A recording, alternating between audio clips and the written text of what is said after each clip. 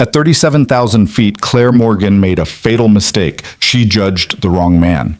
The oil-stained engineer she dismissed in business class was the only thing standing between 300 souls and an alpine grave.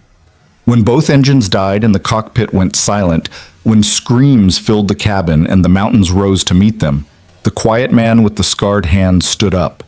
Daniel Ross had walked away from the sky once before, after a mission that saved lives but destroyed his own. Now the sky was calling him back, and this time everyone was watching.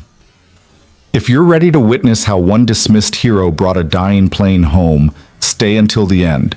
Hit that like button and comment your city below so I can see how far this story travels. Now, let's begin. The Geneva airport hummed with the efficient chaos of international travel, a symphony of rolling luggage, multilingual announcements, and the perpetual scent of coffee and jet fuel. Claire Morgan moved through it like she owned the very air around her, heels clicking against polished marble, designer coat draped over one arm, phone pressed to her ear as she confirmed tomorrow's board meeting in Milan. At 42, she had built Morgan Technologies from a garage startup into a billion-dollar empire. Forbes called her visionary. Business Insider called her ruthless. Both were right. She had learned early that the world didn't reward kindness. It rewarded results, precision, and the ability to make hard decisions without flinching. Sentiment was a luxury she couldn't afford, not when every quarter demanded growth. Every decision affected thousands of jobs. Every moment of weakness could be exploited by competitors circling like sharks.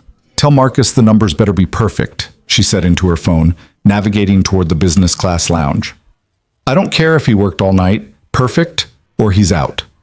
She ended the call without waiting for a response. Marcus would deliver, or he wouldn't. Either way, she'd handle it. The lounge was everything she expected. Leather chairs, subdued lighting, complimentary champagne that cost more than most people's monthly rent. Claire settled into a corner with her laptop, fingers already flying across the keyboard. The Milan presentation needed refinement. The projected growth curves weren't aggressive enough. Conservative estimates were for people afraid of their own ambitions. "Ms. Morgan," a young attendant approached with practiced deference. "Your flight to Milan begins boarding in 20 minutes. Gate 17. "I'll be there," Claire said without looking up. The attendant retreated. Smart girl. She'd learned quickly not to linger when Claire Morgan was working. By the time Claire gathered her things and made her way to the gate, a small crowd had already formed. She cut through the priority boarding lane, barely registering the envious glances from the main queue. This was her normal. First in line, first to board, first to everything that mattered.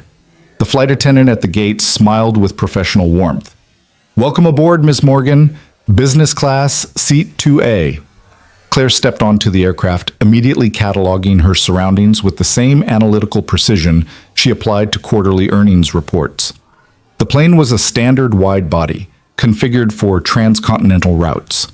Business class occupied the front 16 seats, arranged in a 2-2 configuration with enough space for actual work. Good. She'd need every minute of this flight. She moved down the aisle toward her seat, already planning her work schedule for the next 90 minutes. Review the presentation, respond to the 18 emails that had come in during the 30-minute drive to the airport, prepare her opening remarks for the board meeting. Then she saw him. A man sat in seat 2B, her row, window seat, and everything about him set her teeth on edge. He wore dark work pants and a plain gray shirt that had seen better days.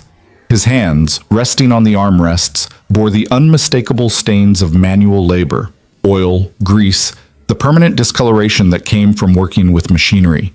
His face was weathered, quiet, unremarkable except for the deep fatigue in his eyes and a scar that traced from his left eyebrow down to his cheekbone.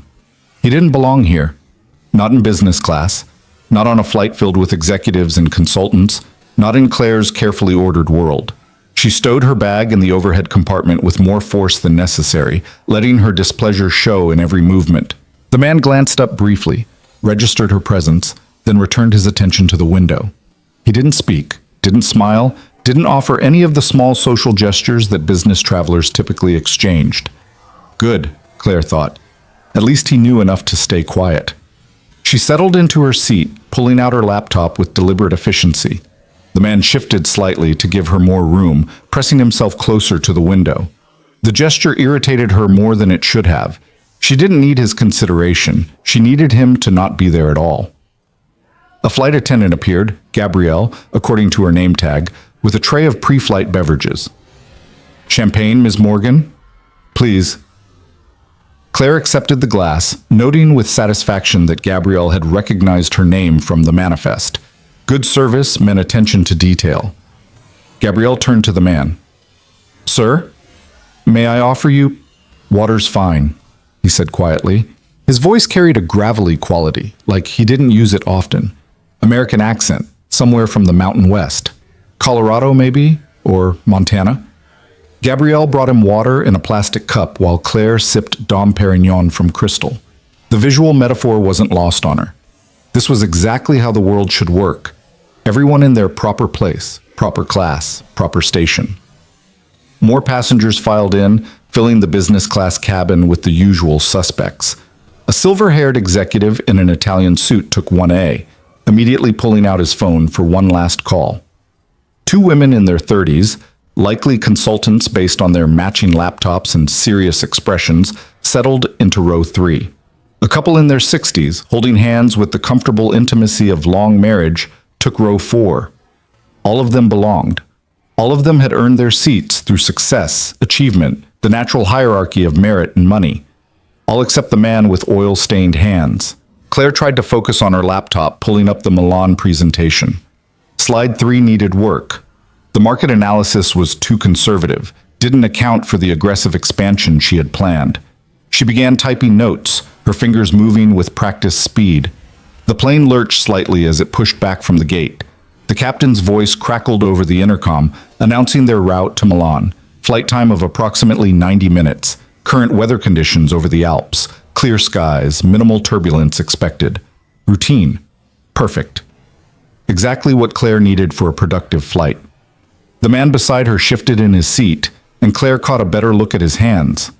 They weren't just stained, they were marked with dozens of small scars, the kind that came from years of working with sharp edges and hot metal.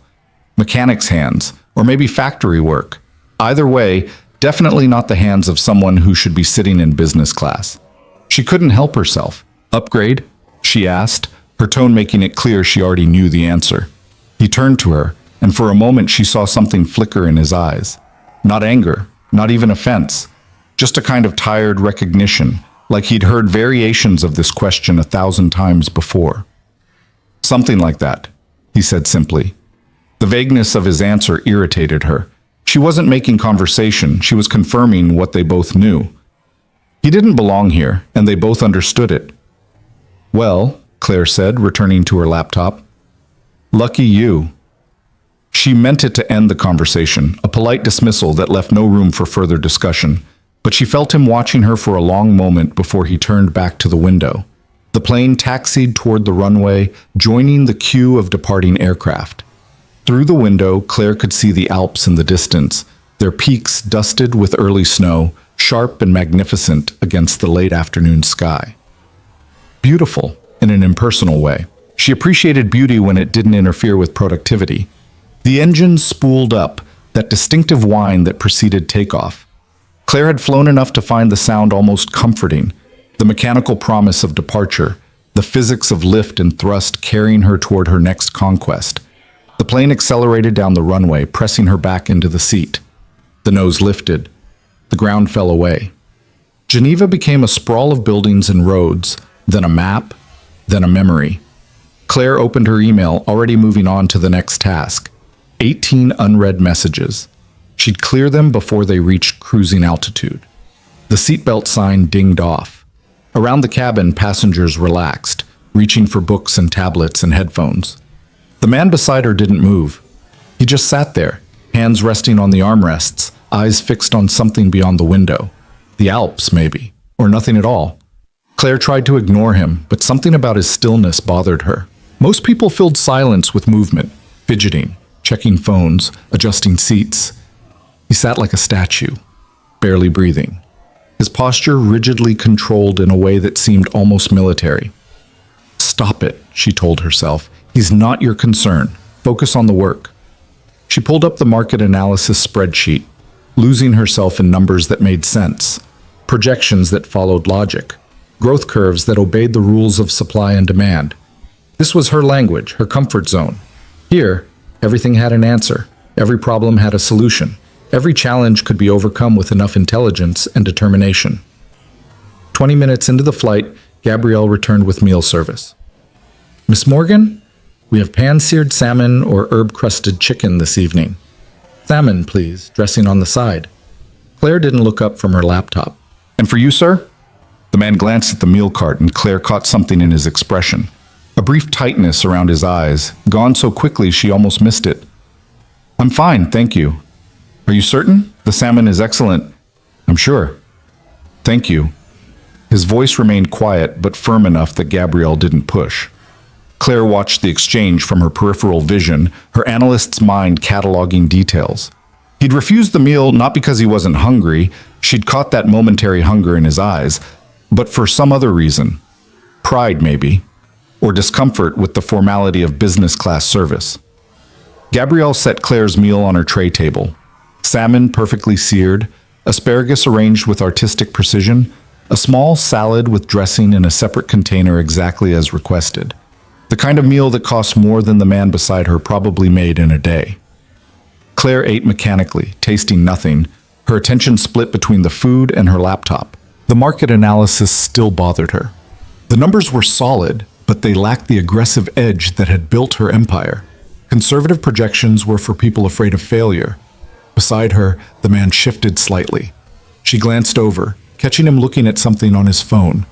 A photo, it seemed, though he angled it away too quickly for her to see details. But she'd caught the expression on his face in that brief moment. Grief. Raw and unguarded, there and gone in a heartbeat.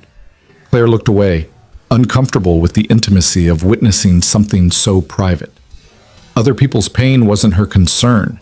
She had enough challenges managing her own life without taking on the emotional burdens of strangers. She finished her meal and went back to work, determined to complete the presentation revisions before landing. The Alps passed beneath them, their peaks catching the late afternoon sun, casting long shadows across valleys that had witnessed centuries of human struggle and triumph. Claire barely noticed. 45 minutes into the flight, the plane hit a rough patch. Not unusual over the Alps, the mountains created their own weather systems, pockets of turbulence that could rattle even experienced travelers. The seatbelt sign dinged on. Gabrielle and the other flight attendants moved through the cabin with practiced efficiency, securing loose items and checking that passengers had fastened their belts. Claire saved her work and closed her laptop, settling back in her seat. The turbulence wasn't severe, just annoying, the kind of bumpy air that made typing impossible but didn't merit real concern. Beside her, the man's posture had changed. The rigid control had intensified, his hands gripping the armrests with white-knuckled force. His breathing had shifted too, slow, measured, like he was counting each breath. His eyes were closed and a muscle twitched in his jaw. Fear, Claire realized. He was afraid of flying. The observation came with a small surge of contempt.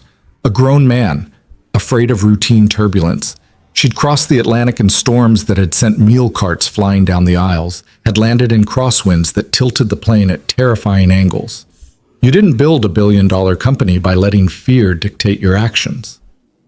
The turbulence subsided after a few minutes. The seatbelt sign stayed on, but the ride smoothed out, returning to the gentle vibration of normal flight. The man's grip on the armrest slowly relaxed. His breathing evened out. Then Claire noticed his left forearm, exposed where his sleeve had ridden up during the turbulence. A scar ran from his wrist to his elbow, thick, raised, the kind of scar that came from serious trauma.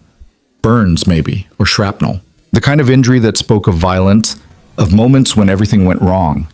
Her analytical mind, trained to spot patterns and connections, began assembling pieces. The military posture, the controlled breathing during turbulence, the scars on his hands and face and arms, the deep fatigue in his eyes, the grief she'd glimpsed when he looked at his phone. This wasn't just some mechanic who'd lucked into a business class seat. This was someone with a story, probably one he spent his life trying to forget. Claire found herself curious despite her better judgment.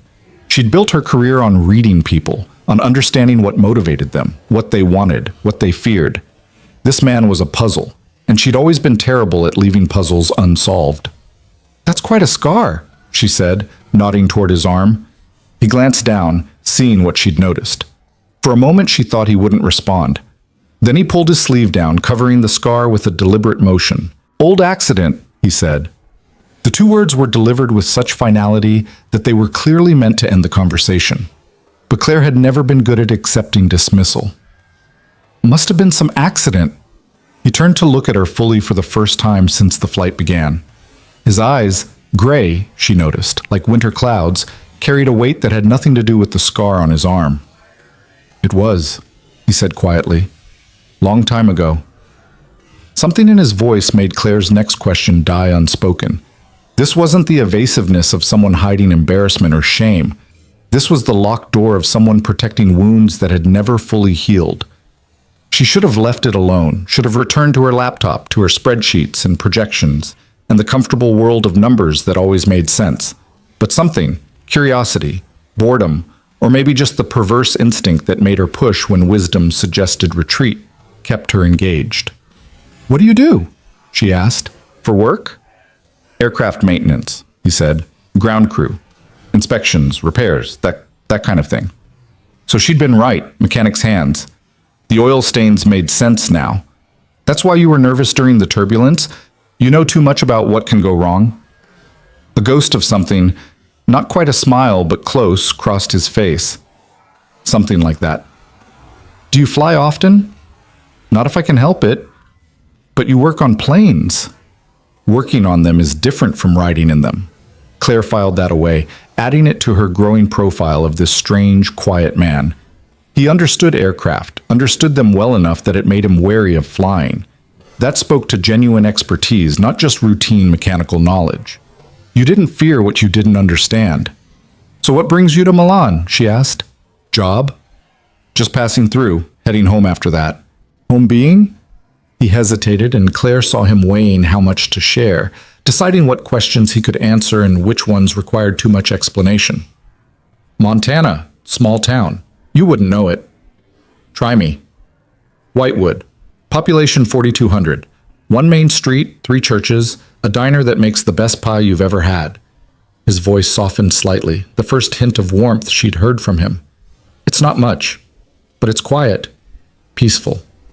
Claire tried to imagine choosing quiet and peaceful over opportunity and growth.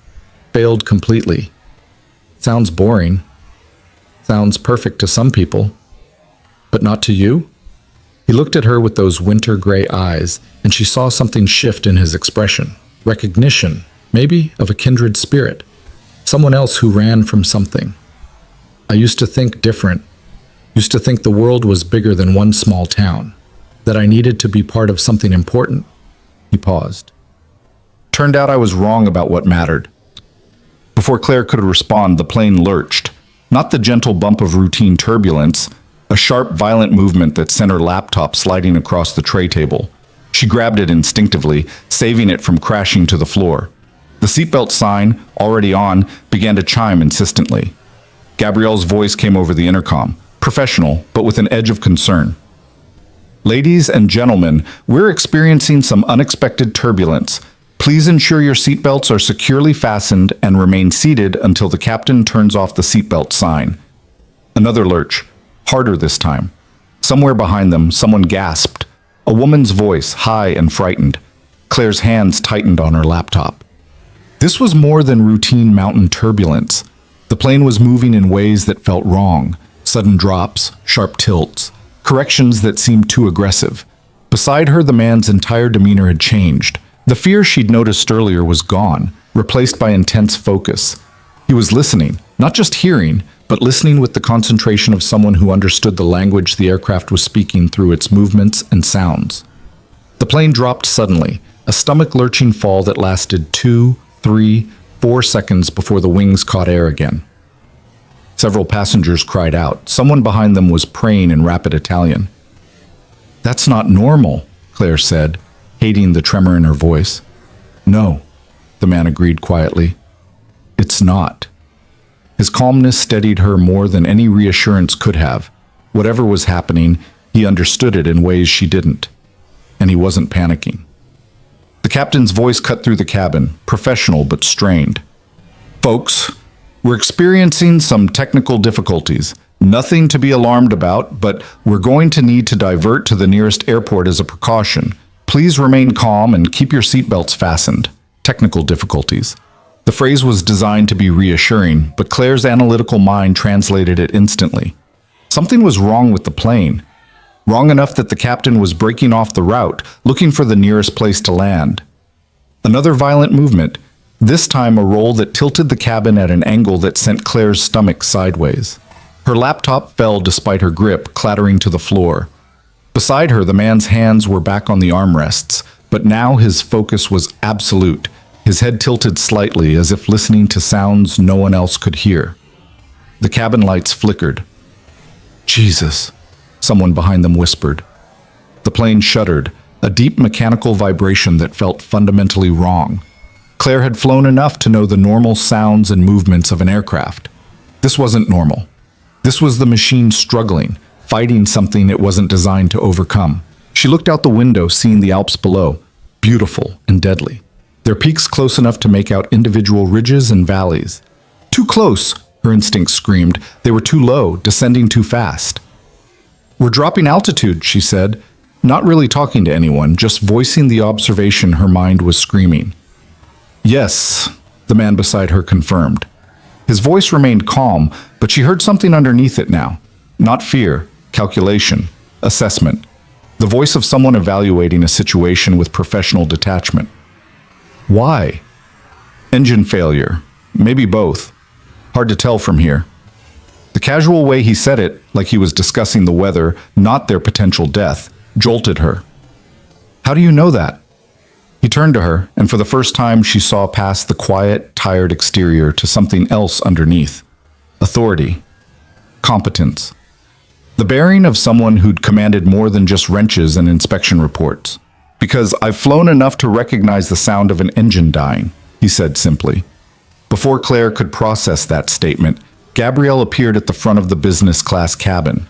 Her professional composure was cracking, fear visible in the tightness around her eyes, the way her hands trembled slightly as she gripped the seat backs. Ladies and gentlemen, she began, and her voice shook. We need you to... The plane dropped again, harder this time. Gabrielle stumbled, catching herself against a seat. Someone screamed.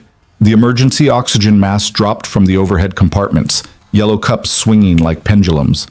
Claire stared at her mask, hanging there like a surreal joke. This wasn't supposed to happen. Not on a routine flight from Geneva to Milan. Not on a clear afternoon with minimal turbulence forecast.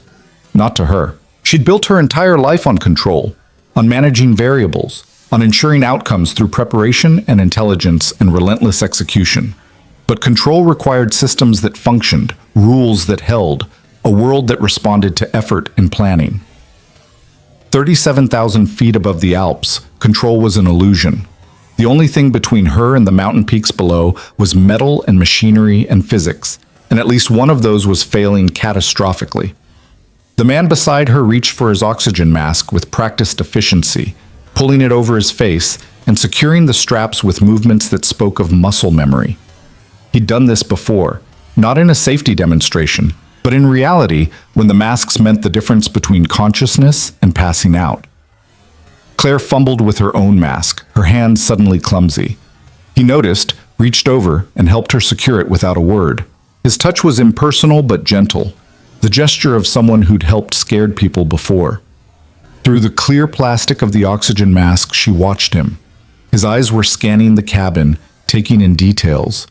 The angle of descent, the behavior of the other passengers, the way Gabrielle was moving toward the cockpit with urgent purpose. He was reading the situation like she read quarterly reports, extracting meaning from data most people wouldn't notice. The plane's descent steepened. Through the window, the mountains were getting closer, their details becoming clearer: snow, rock, the dark shadows of valleys. Beautiful and terrible, magnificent and utterly indifferent to the 300 people falling toward them. Claire's mind, usually so quick with analysis and solutions, could only repeat one thought. This is really happening. We're going to crash. Then Gabrielle's voice cut through the chaos, high and desperate, carrying from the front of the cabin where she'd grabbed the intercom handset. Is anyone on this aircraft a pilot? We need any passenger with flight experience to identify themselves immediately. The question hung in the air like the oxygen masks, absurd and terrifying. Claire looked around the business class cabin, executives, consultants, the elderly couple still gripping each other's hands. No one moved. No one spoke. No one except the quiet man with oil-stained hands and scars that told stories he'd never share. He unbuckled his seatbelt and stood up, steadying himself against the tilting floor with the balance of someone who'd learned to move in aircraft that were dying in the sky. "I can fly," Daniel Ross said quietly, and everything Claire Morgan thought she knew about judgment and worth and who belonged where shattered like glass against the mountains rushing up to meet them. Gabrielle's eyes locked onto Daniel with a mixture of desperate hope and professional assessment. She moved toward him through the tilting cabin, gripping seat backs for balance as the plane continued its sickening descent. "Sir, I need to verify, do you have actual flight experience?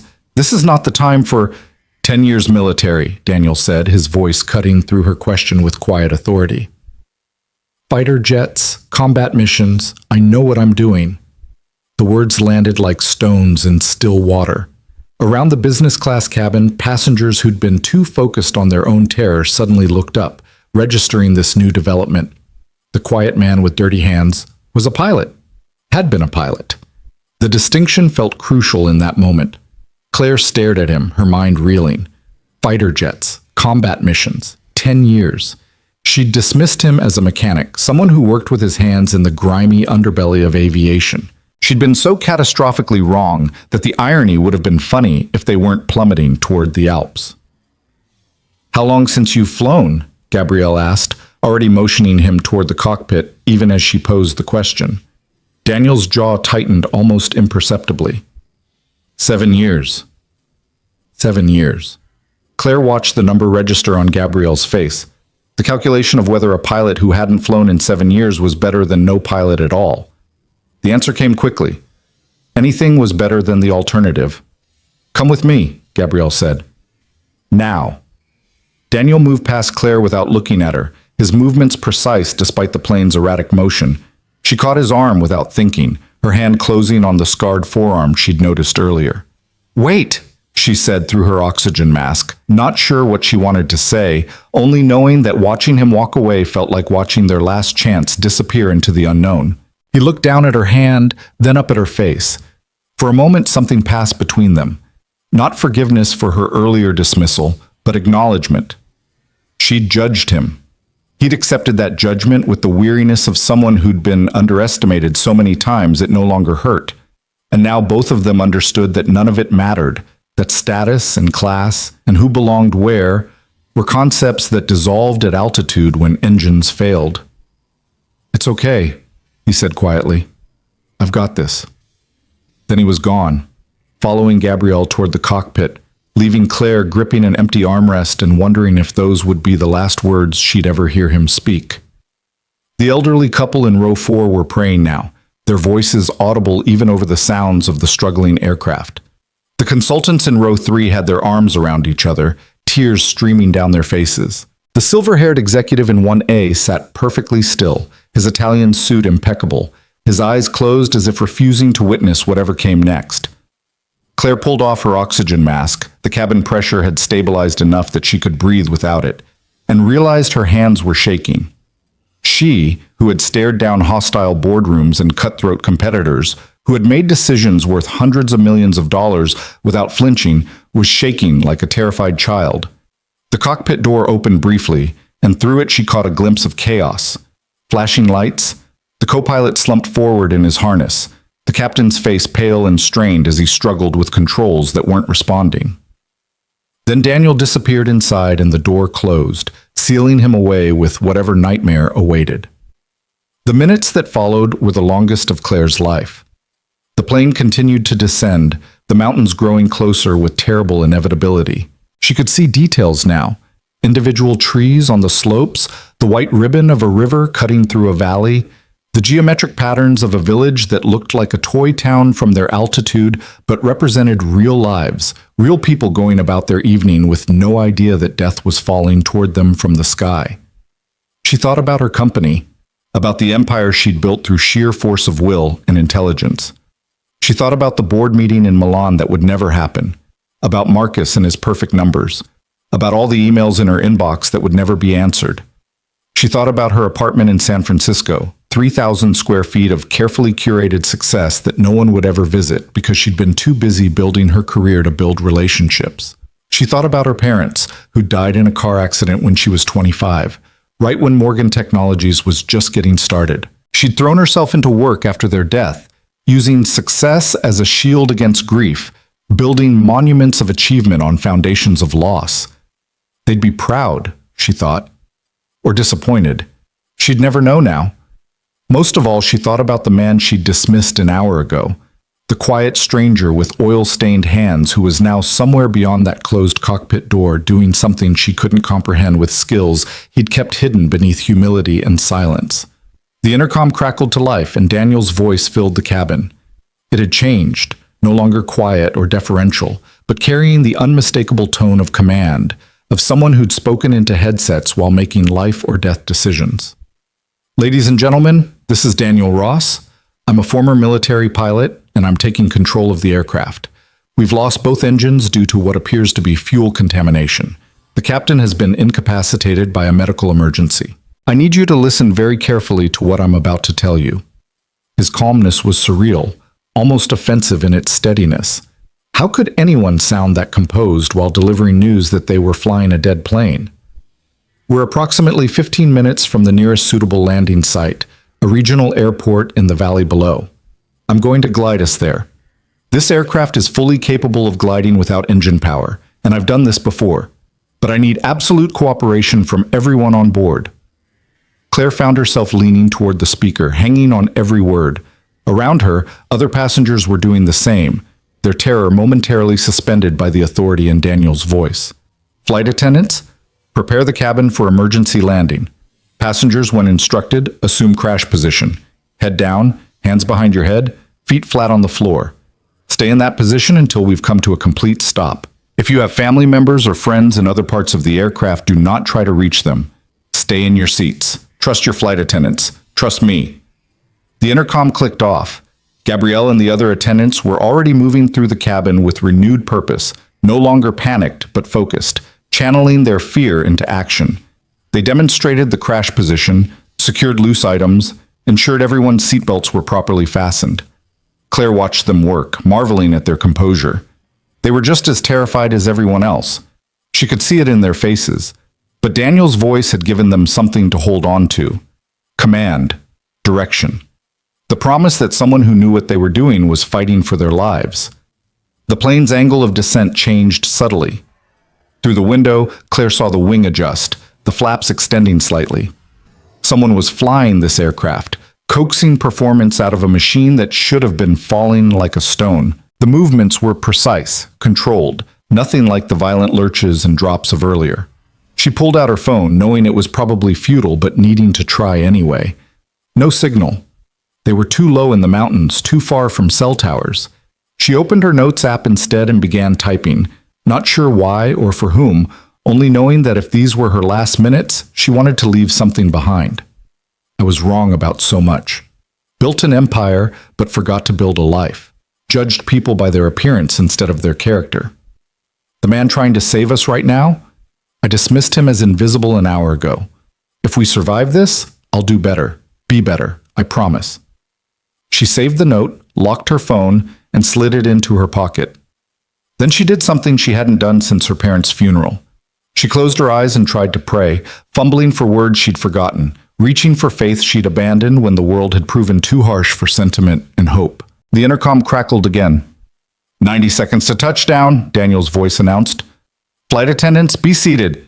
Passengers, crash positions now. Claire bent forward, assuming the position Gabrielle had demonstrated. Head down, hands clasped behind her neck, feet flat. Around her, 300 people did the same, their prayers and tears and ragged breathing creating a chorus of terror and desperate hope. Through the gap between the seats in front of her, she could see the ground rushing up. They were so low now that she could make out individual buildings, cars on roads, a soccer field with tiny figures running across it. Normal life, continuing in blissful ignorance, while a crippled aircraft approached carrying its cargo of fear and fragile mortality. 60 seconds, Daniel said. His voice remained steady, but Claire caught something underneath it now. Not fear exactly, but intense concentration. Every ounce of his being focused on the impossible task of landing a plane with no engines, no power, only gravity and aerodynamics, and whatever skills he'd retained from a life he'd walked away from 7 years ago. The plane dropped lower. Claire felt the landing gear deploy, heard the mechanical grinding as hydraulic systems struggled to function without engine power. They were committed now. No going around, no second chances. Whatever happened in the next 60 seconds would determine whether 300 people lived or died. 30 seconds. Brace, brace, brace. The ground filled her vision. A runway. She could see it now, gray concrete stretching ahead. They were lined up, approaching from the correct angle. Daniel had done it, had guided this dying plane to exactly where it needed to be. 20 seconds. We're going to make it. Stay in crash position. Was that true, or was it the lie you told terrified passengers in their last moments? Claire couldn't tell, didn't want to know. She kept her head down, her hands locked, her eyes squeezed shut.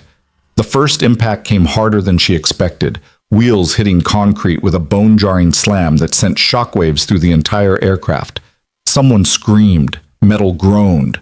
Claire's teeth rattled in her skull as the plane bounced, lifted, came down again. Then they were rolling, decelerating fast but controlled, the reverse thrusters that should have helped slow them absent because the engines were dead. Claire felt the plane's momentum fighting against friction and air resistance, physics and mathematics determining whether they'd stop before the runway ended. The aircraft veered slightly left, then corrected. More metal grinding sounds, something breaking or tearing. But they were slowing, definitely slowing, the world outside the windows no longer a blur but distinct shapes. Buildings, vehicles, people running. Slower. Slower. Then stillness. Complete, perfect stillness. The terrible sounds of descent and impact replaced by silence so profound it felt sacred. For 5 heartbeats, no one moved. No one spoke. 300 people sat frozen in crash position, afraid that moving might somehow restart the nightmare, might reveal that survival was an illusion. Then Daniel's voice, rough now with exhaustion, but carrying unmistakable triumph. Ladies and gentlemen, welcome to Sion Regional Airport. We're down. We're safe. Evacuation crews are approaching. Please remain seated until the flight attendants give instructions to deplane. The cabin erupted. People were crying, laughing, some still praying, others hugging strangers. The elderly couple in row 4 were kissing like teenagers. The consultants were sobbing in each other's arms. Even the silver-haired executive had tears streaming down his face. Claire straightened slowly, her entire body aching from tension and the violence of landing. Through the window, she saw emergency vehicles surrounding the aircraft, fire trucks, ambulances, airport security. She saw news helicopters hovering at a distance, already circling like vultures to feed on their story of near catastrophe and miraculous survival. She saw Daniel emerge from the cockpit. He looked 10 years older than when he'd entered it. His face was gray with exhaustion, his shirt soaked with sweat despite the cold. The scar on his face stood out in sharp relief against his pallor. His hands were shaking, not much, but enough that Claire noticed. Enough that she understood what it had cost him to maintain that steady voice, that unshakable calm. Gabrielle was behind him, tears streaming down her face. She threw her arms around him, and he stood there awkwardly, accepting the embrace with the discomfort of someone unused to gratitude or touch. "You saved us," Gabrielle was saying, her words tumbling out between sobs. "You saved everyone." The captain had a stroke.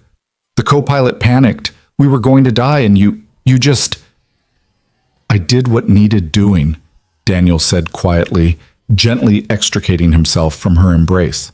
"The captain, how is he?" "Alive. Unconscious but breathing. The paramedics are coming for him now." The forward door opened and emergency crews flooded in. Paramedics headed straight for the cockpit. Others began the process of evacuation, helping passengers gather their belongings and exit the aircraft with the careful efficiency of professionals who understood that the danger wasn't over until everyone was safely off the plane. Claire stood on shaking legs, gathering her laptop and bag. Her hands were still trembling, her heart still racing. She'd faced down hostile takeovers and board rebellions without breaking a sweat, but 15 minutes of helplessness at 30,000 feet had reduced her to this, grateful for breath, for solid ground, for the continuation of existence she'd taken for granted. She moved toward the exit with the other passengers, shuffling forward in the slow procession of survival. Daniel had moved to the side, out of the main flow of people, letting others pass while he leaned against the bulkhead with his eyes closed. Claire stopped in front of him. He opened his eyes, focusing on her with visible effort. "I need to apologize," she said. "Not necessary." "Yes, it is. I judged you, dismissed you, made assumptions based on oil stains and wrinkled clothes. You were being human," Daniel interrupted. His voice was gentle, without accusation. "People judge. It's what they do. Don't worry about it." "How can you be so—" She struggled for the word. "Forgiving? Because I've done worse things than misjudge someone's clothes." He pushed off from the bulkhead, straightening with obvious effort. "We survived. That's what matters. Everything else is noise." But it wasn't noise to Claire. For the first time in years, maybe ever, she was confronting the reality of who she'd become, the person she'd built through ambition and ruthlessness and the belief that success justified everything. That person wouldn't have survived what they'd just been through. That person would have died screaming, helpless, alone. This man, who she deemed unworthy of business class, had saved her life and hadn't even wanted an apology for her contempt. "What you did up there," she said, gesturing toward the cockpit. "That was my job. Used to be my job, anyway. Why'd you stop? Flying, I mean. If you're that good." Something shuddered in his expression, a door slamming closed. "Long story. Not for today." An emergency worker appeared at Claire's elbow. "Ma'am, we need to keep the evacuation moving. Please proceed to the exit." She wanted to argue, to stay, to understand this man who'd held 300 lives in his hands and set them down gently despite his own demons. But the worker was insistent, and other passengers were pressing forward, and Daniel had already turned away, moving toward where Gabrielle was gathering the flight crew. Claire let herself be guided to the exit, down the emergency stairs, onto solid ground that felt surreal after the terror of the last hour. Ambulances were taking the most shaken passengers for evaluation. Reporters were being held back by security, their cameras recording everything. Airport officials were setting up a staging area where passengers could be processed and arrangements made for continuing their journeys. She stood there in the Swiss twilight, still holding her laptop and bag, watching emergency workers swarm over the silent aircraft. It sat there on the runway like a wounded bird, having given everything it had to bring them home. Through the crowd, she caught glimpses of Daniel. Paramedics were trying to check him over, but he was waving them away, insisting he was fine. Airport officials wanted statements. Reporters were trying to get close enough for questions. He looked overwhelmed, cornered, desperate for escape from the attention he'd never sought. This was the price of heroism, Claire realized. Not the glory or recognition, but the exposure, the questions, the invasion of privacy that came when you did something extraordinary enough to warrant public interest. She'd courted that attention her whole life, understood how to manage it, how to use it. For Daniel, it looked like torture. She watched him finally break free from the crowd, heading toward the terminal building with his head down, his whole posture screaming his desire to disappear. No one tried to stop him. The authorities had what they needed, and the reporters had plenty of other passengers willing to describe their brush with death. Claire followed at a distance, her analyst's mind still cataloging details. He moved with purpose despite his exhaustion, navigating the terminal like someone who understood airports, who'd spent years in transit through anonymous spaces designed for temporary occupation. He found a quiet corner near a closed gate and sank into a chair, his head falling back against the wall. She approached slowly, giving him time to notice her, time to send her away if he chose. He opened his eyes when she was a few feet away, looked at her without surprise. "You don't give up, do you?" he said. "Not usually." She sat down in the chair beside him without waiting for invitation. "I wanted to, I don't even know.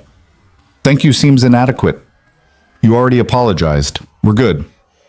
We're not good, or I'm not good. I need to understand something." He sighed, a sound of pure weariness. "What?" Why'd you help? After the way I treated you, after I made it clear I thought you didn't belong, why step up? Why risk yourself for a plane full of strangers who probably thought the same thing I did? Daniel was quiet for a long moment. Around them, the terminal hummed with activity, delayed flights being rescheduled, confused travelers trying to understand what had happened, the machinery of modern aviation adapting to disruption. You want the truth? He finally said. Please. Because it wasn't about you or them. It was about doing what I knew how to do when no one else could. That's all. He paused, then continued, his voice dropping lower. And because I've already failed people who counted on me. I wasn't going to do it again. Not if I could help it. The pain in those words was naked, unguarded. Claire felt like she was witnessing something she had no right to see, standing on ground too sacred for casual observation. The scar, she said quietly. The mission you mentioned. What happened? His jaw tightened. I told you. Old accident, long time ago. Bullshit. You don't walk away from 10 years of military flying because of an accident. You don't stop doing something you're that good at unless something breaks inside you. Maybe something did break. His eyes met hers, and she saw the weight behind them. Not just fatigue, but the accumulated burden of years carrying something too heavy to share. Maybe some things don't get fixed. You just learn to live around them. Is that why you're in Montana? Whitewood, population 4,200, hiding from whatever broke? I'm not hiding. I'm living. There's a difference. Is there? He stood abruptly, and for a moment she thought he'd walk away, end the conversation the way he'd ended every other attempt at connection. But he didn't leave. He just stood there, looking down at her with an expression she couldn't quite read. 7 years ago, he said finally, I led a mission that went wrong. We got the job done. Rescued hostages, completed the objective. But my wingman didn't make it home. He had a wife, 2 kids. They were 3 and 5. I had to stand in their living room and explain why their daddy wasn't coming back. Had to watch his wife's face when she understood that I'd made choices that saved strangers and cost her everything. Claire's throat tightened. The picture was forming now. The story behind the scars and the silence and the oil-stained hands working on aircraft instead of flying them. I tried to keep flying, Daniel continued, told myself it was just part of the job, that we all accepted the risks. But every time I strapped into a cockpit, I saw his face. Every time I pulled back on the stick, I thought about those kids growing up without a father. So I quit. Walked away. Found work that let me stay on the ground, stay invisible, stay away from situations where my decisions could get people killed. But today was different. Today, staying invisible meant 300 people dying. So I stepped up. Did what needed doing, and now I'm going home to Montana where I can go back to being nobody, and that's exactly what I want. He sat back down, the brief surge of energy that had powered his confession draining away. They sat in silence, 2 strangers bound by crisis and confession, neither quite sure what to do with the intimacy that trauma had forced upon them. Claire's phone buzzed in her pocket, shattering the silence between them. She pulled it out, seeing dozens of missed calls and messages flooding in now that they were back in cell tower range. Marcus, the board members, her assistant, news outlets somehow already having her contact information, the entire world she'd built demanding her attention, pulling her back toward the life she'd almost lost. She silenced the phone and put it away. You should answer that, Daniel said. People are probably worried. They can wait. The words surprised her even as she said them. Claire Morgan didn't make people wait, didn't prioritize strangers over business, didn't sit in airport terminals having conversations about grief and guilt when there were fires to put out and empires to maintain. But something had shifted in the 15 minutes between takeoff terror and runway impact. Something had cracked in the foundation of certainty she'd built her life upon. The kids, she said quietly. Your wingman's kids, do you still see them? Daniel's expression went carefully blank. No, his wife moved away, needed a fresh start somewhere that didn't remind her of what she'd lost. I don't blame her. But you blame yourself. Every single day. The honesty of it was brutal. No deflection, no attempt to soften the truth. Just the raw admission that he carried that weight, had carried it for 7 years, probably would carry it until the day he died. What was his name? Claire asked. Your wingman. Daniel hesitated, and she saw him weighing whether to share this piece of himself, this sacred memorial he'd been guarding in silence. Marcus.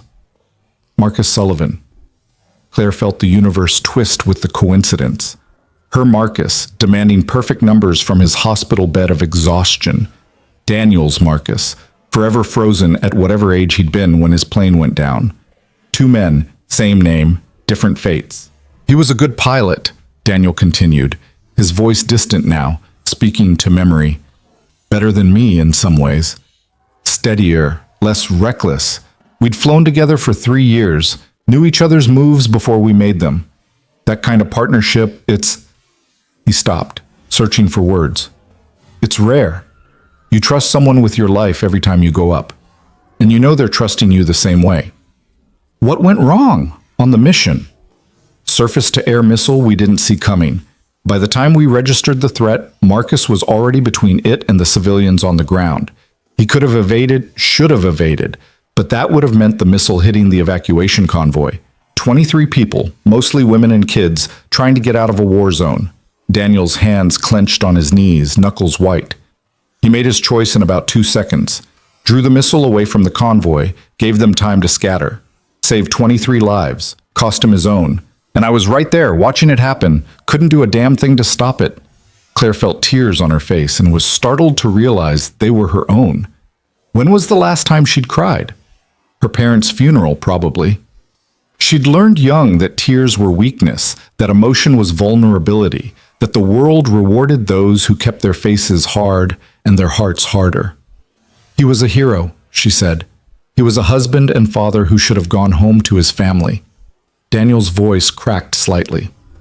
Those 23 people he saved, they got to go on living, got to go home, raise their kids, have careers and birthdays and ordinary Tuesdays. Marcus's kids got a flag and a medal and a father-shaped hole in their lives. Tell me how that's fair. It's not. No, it's not.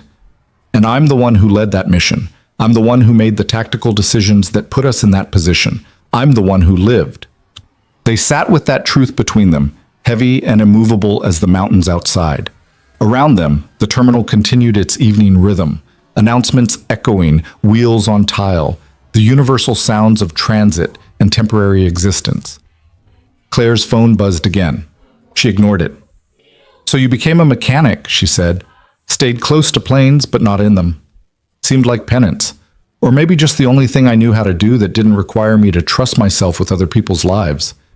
He leaned back in his chair, exhaustion written in every line of his body. I'm good at it. Inspection, repair, maintenance.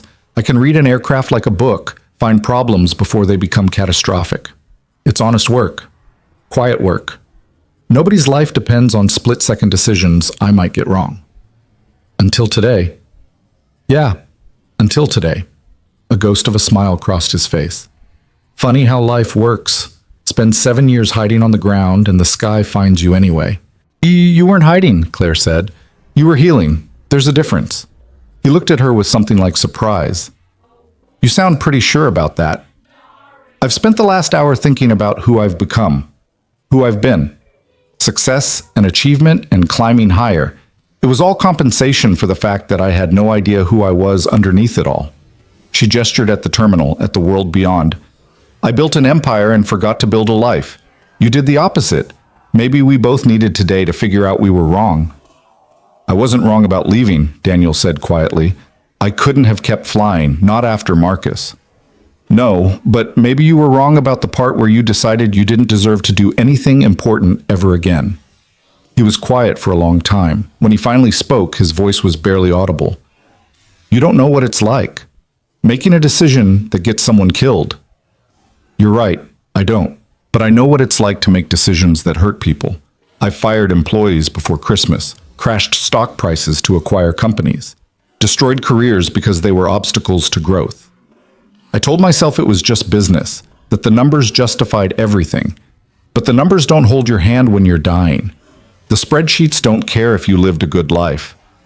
Claire pulled out her phone, showing him the note she'd written in those terrible minutes before landing. I wrote this when I thought we were going to die. It's probably pathetic, but it's the truth. I was wrong about everything that mattered. Daniel read the note, his expression unreadable.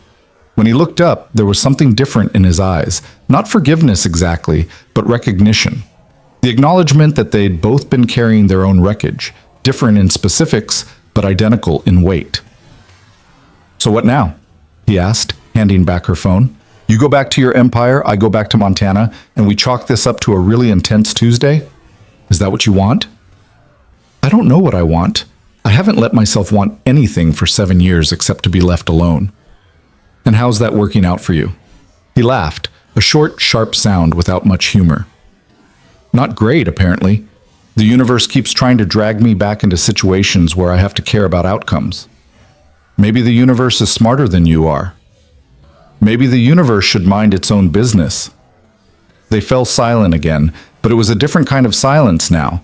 Not the weighted quiet of strangers, but the comfortable pause of two people who'd shared something profound and were still figuring out what it meant. An airport official approached, a harried-looking woman with a clipboard and the air of someone dealing with a logistical nightmare. "Excuse me, are you two from the Geneva flight?" "Yes," Claire said. "We're arranging hotel accommodations for all passengers. The aircraft won't be cleared for flight for at least 48 hours, obviously. We're working with the airlines to get everyone rebooked on alternative flights to their final destinations. If you'll come with me to the processing area—" "Actually," Daniel interrupted, "I need to get to Montana. What's the fastest route from here?" The official consulted her clipboard. "From Scion to Montana would require multiple connections. Let me see what I can find. And you, ma'am?" Claire started to say Milan, then stopped. The board meeting seemed so distant now, so utterly insignificant compared to everything that had happened. Marcus could handle the presentation. Or they'd reschedule. For the first time in her career, the idea of missing a high-stakes meeting didn't fill her with panic. "I'm flexible," she said. "Whatever works." The official made notes. "I'll get back to you both within the hour. In the meantime, there's food and beverages in the passenger lounge, and we have counselors available if anyone needs to talk through what happened." She moved on to the next group of passengers, leaving Claire and Daniel alone again. "Montana," Claire said. "You're that eager to get back to population 4200? "I'm that eager to get away from this." He gestured vaguely at the terminal, but she understood he meant the attention, the questions, the inevitable media circus that was already forming around their miracle landing. "They're going to want to interview you. The pilot who saved 300 people. That's a hell of a story." "It's not my story to tell. I just flew a plane. That's all." "That's not all, and you know it." "Maybe, but I don't owe the world my trauma as entertainment." His voice was firm now, the same command she'd heard over the intercom. "I did what needed doing. I'm not a hero. I'm just a guy who used to know how to fly and got lucky that I still remembered enough to matter." Claire wanted to argue, to point out that luck had nothing to do with the precision and skill required to land a powerless aircraft in a mountain valley. But she recognized the futility of it. Daniel had built his entire post-military life around being invisible, and today had destroyed that invisibility in the most spectacular way possible. He was going to retreat to Montana and bury himself in anonymity as quickly as humanly possible. She respected that. Didn't agree with it, but respected it. Her phone rang again. This time she looked at the caller ID, her assistant, probably fielding dozens of emergency calls. She answered, "Claire, thank God, we saw the news. Are you okay? Is it true you were on the plane that—" "I'm fine, Sarah. Everyone's fine. Look, I need you to do something for me. Anything. Postpone the Milan meeting. Tell the board I'll video conference in tomorrow if they can't wait, but I'm not going to be there in person." Silence on the other end. In 5 years of working for Claire Morgan, Sarah had never heard her postpone a board meeting. "Are you sure you're okay? Did you hit your head or—" "I'm perfectly fine, just handling some things here. I'll be back in San Francisco in a few days. Until then, you're in charge of anything that can't wait." "Claire, the shareholders are going to—" "Let them. I'll deal with it when I get back." She ended the call before Sarah could protest further. Daniel was watching her with what might have been amusement. "That sounded important," he said. "It was. Until about an hour ago." Claire put her phone away. Funny how priorities shift when you nearly die. They shift back pretty quick usually. Give it a week, you'll be right back where you were. "Will you?" The The question hung between them. Daniel looked away toward the windows where dusk was settling over the Alps, painting the mountains in shades of purple and gold. Beautiful and indifferent, the same peaks that had almost claimed them. I don't know, he admitted. Part of me wants to pretend today never happened. Get back to my shop, back to routine, back to not having to think about the sky except as something other people travel through. And the other part can't stop thinking about how it felt.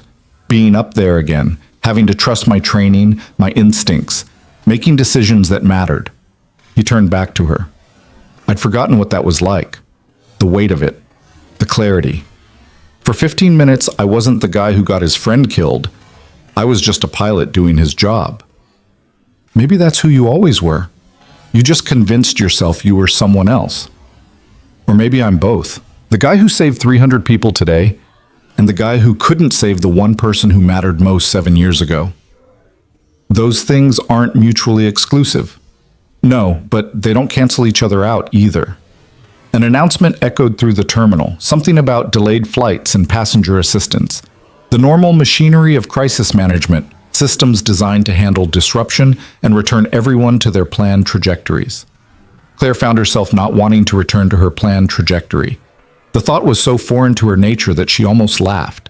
She'd spent 20 years building Morgan Technologies with single-minded focus, never deviating, never questioning whether the destination was worth the journey. And now, sitting in a Swiss airport with a man she'd met 5 hours ago, she was questioning everything. I have a proposal, she said suddenly. Daniel raised an eyebrow. That sounds ominous. Hear me out. You saved my life today. Saved 300 lives, and yeah, I know you don't want to be called a hero, but that's what you are, whether you like it or not. I really don't like it. Noted. But here's the thing. What you did today shouldn't just be a one-time miracle. There are probably hundreds of small airports that need experienced pilots for emergencies, training, consultation. Thousands of people who could benefit from your knowledge. I told you, I don't fly anymore. I'm not asking you to. I'm asking you to teach. Share what you know. Help other people be ready for situations like today. Daniel was quiet, his expression wary. Why do you care what I do? Because you reminded me that the most important things in life have nothing to do with quarterly earnings or market share. Because I have resources and connections and absolutely no idea what actually matters. And because maybe, if we both stopped running from what happened to us, we could do something worthwhile. That's a pretty speech. But I'm not a project for you to fix so you can feel better about being a ruthless CEO. The words stung because they were partly true.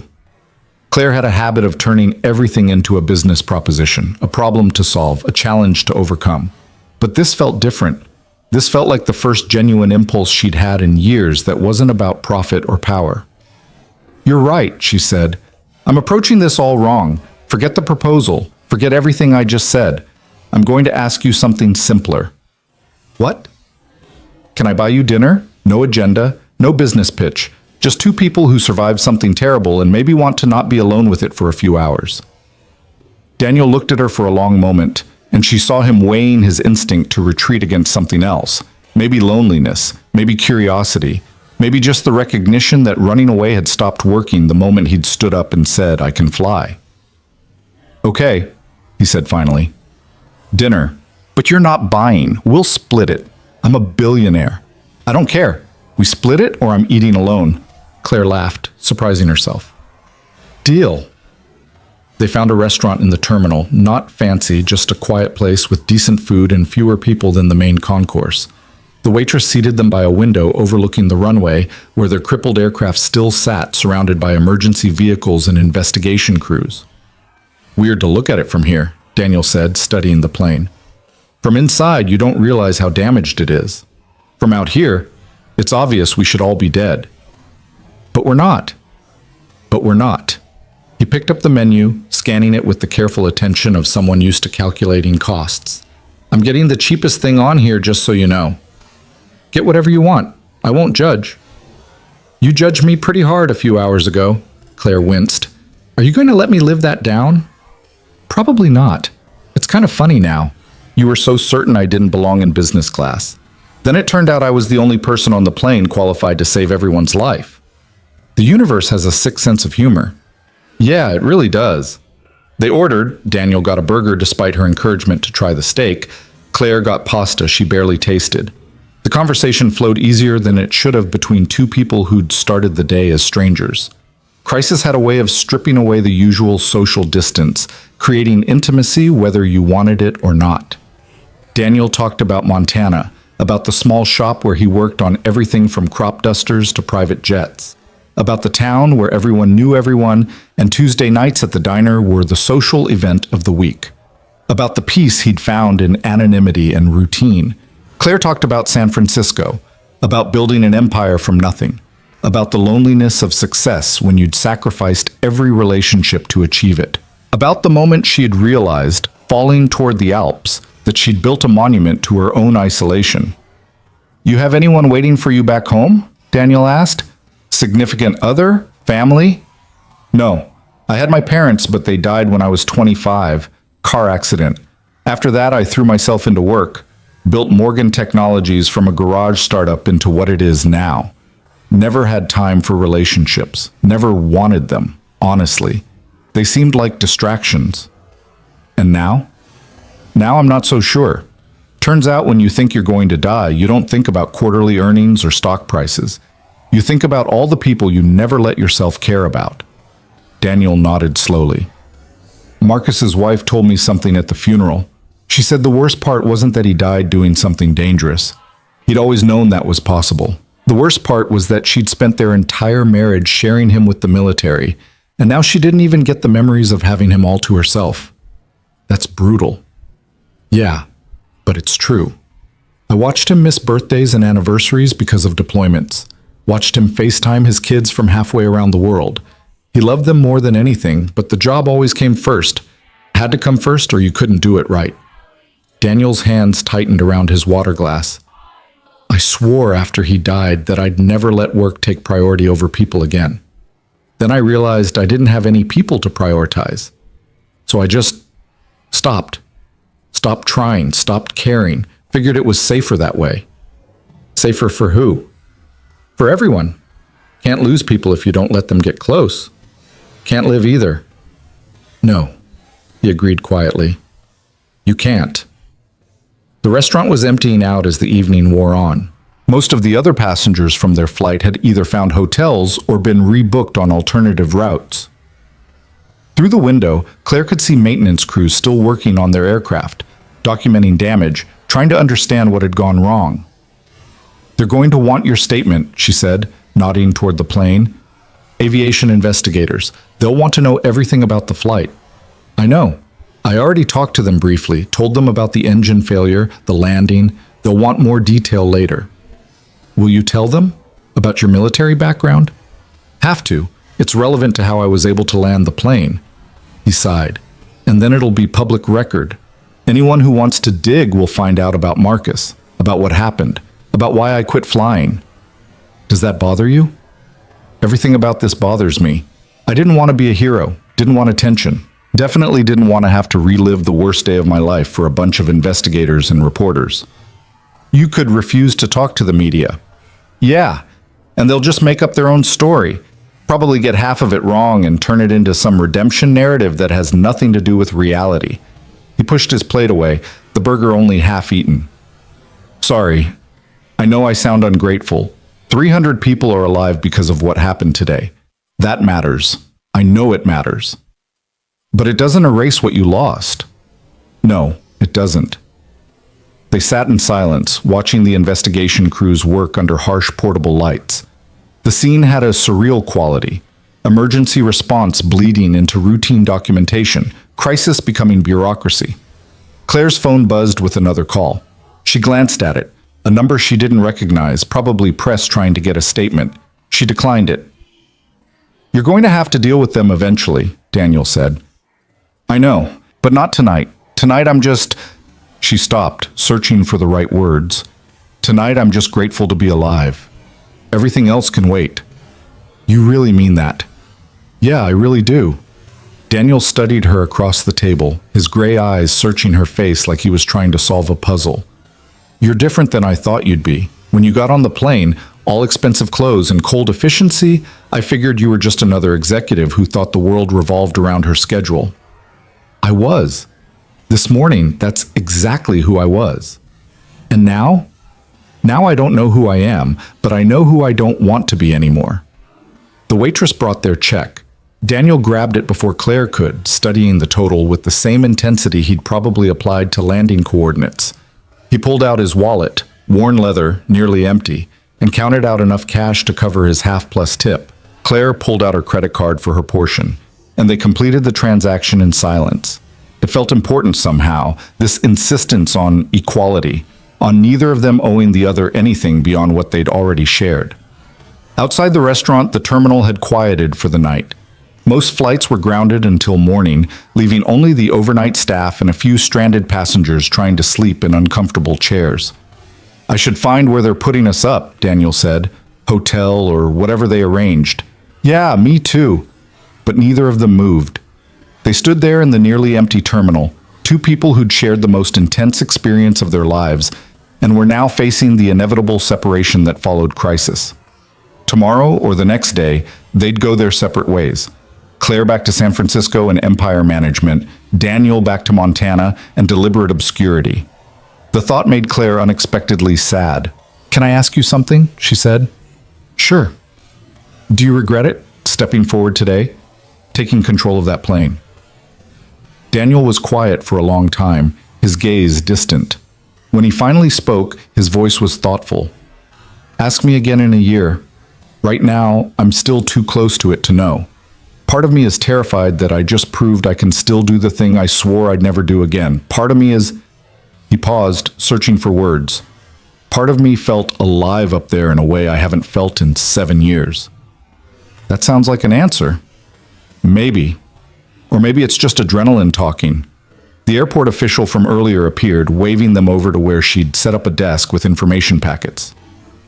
There you are. I've got you both sorted. We have rooms at the Alpine Hotel about 10 minutes from here. Shuttle leaves in 20 minutes. And I've got preliminary flight options for both of you to review. She handed them each a folder with hotel vouchers and flight information. Claire glanced through hers. Options back to San Francisco via Zurich or Frankfurt, all departing in the next 48 hours. Daniel was staring at his options like they represented impossible choices. Montana via Munich and Denver, or Montana via London and Salt Lake City. Long routes, multiple connections, the opposite of direct. These all leave tomorrow or the day after, he said to the official. Is there anything sooner? I'm afraid not. The incident has created quite a backlog, and with your specific routing needs, Montana isn't exactly a major hub. He nodded, accepting this with visible resignation. The idea of spending another day or two in Switzerland, fielding questions and attention, clearly bothered him more than Claire would have guessed. Thank you, she told the official, taking her folder. We'll be on the shuttle. They collected their minimal belongings, Claire's laptop bag, Daniel's small backpack that probably contained everything he owned, and headed for the shuttle pickup area. The night air was cold and sharp with the promise of snow, carrying the clean mountain scent that reminded Claire how far they were from the familiar warmth of California. The shuttle was nearly empty, just them and 3 other passengers from their flight, an elderly couple and a young woman who'd cried through the entire landing. They all nodded at each other in recognition, survivors sharing a bond they'd never asked for. The hotel was modest but clean, the kind of place that served tourists during ski season and international travelers in transit the rest of the year. The lobby was warm and smelled of coffee and pine, a deliberate attempt at alpine charm that somehow worked. Daniel Ross and Claire Morgan? The desk clerk asked, checking them in with efficient friendliness. You're both on the 3rd floor. Breakfast is included, served from 6 to 10. If you need anything, just call down. He handed them each a key card. Room 312 for Claire. Room 315 for Daniel. Same floor, a few doors apart. They rode the elevator in silence, exhaustion finally catching up with them. The numbers climbed, 1, 2, 3, and the doors opened onto a quiet hallway carpeted in something meant to evoke mountain meadows. This is me, Claire said, stopping at 312. Daniel continued a few steps, then paused at his own door. He turned back to face her, and in the fluorescent hallway lighting, she could see how drained he looked, not just tired, but hollowed out, running on fumes and willpower. Thanks for dinner, he said. Thanks for saving my life. A slight smile. You're welcome. They stood there in the hallway, neither quite ready to say goodnight, both understanding that walking into their separate rooms meant acknowledging the end of something neither could name. The intimacy of shared crisis was already beginning to fade, reality reasserting itself in the form of hotel key cards and separate floors of their actual lives. Get some rest, Claire said finally. You look like you're about to collapse. Feel like it too. Daniel slid his key card into the lock, then paused. Claire? Yeah?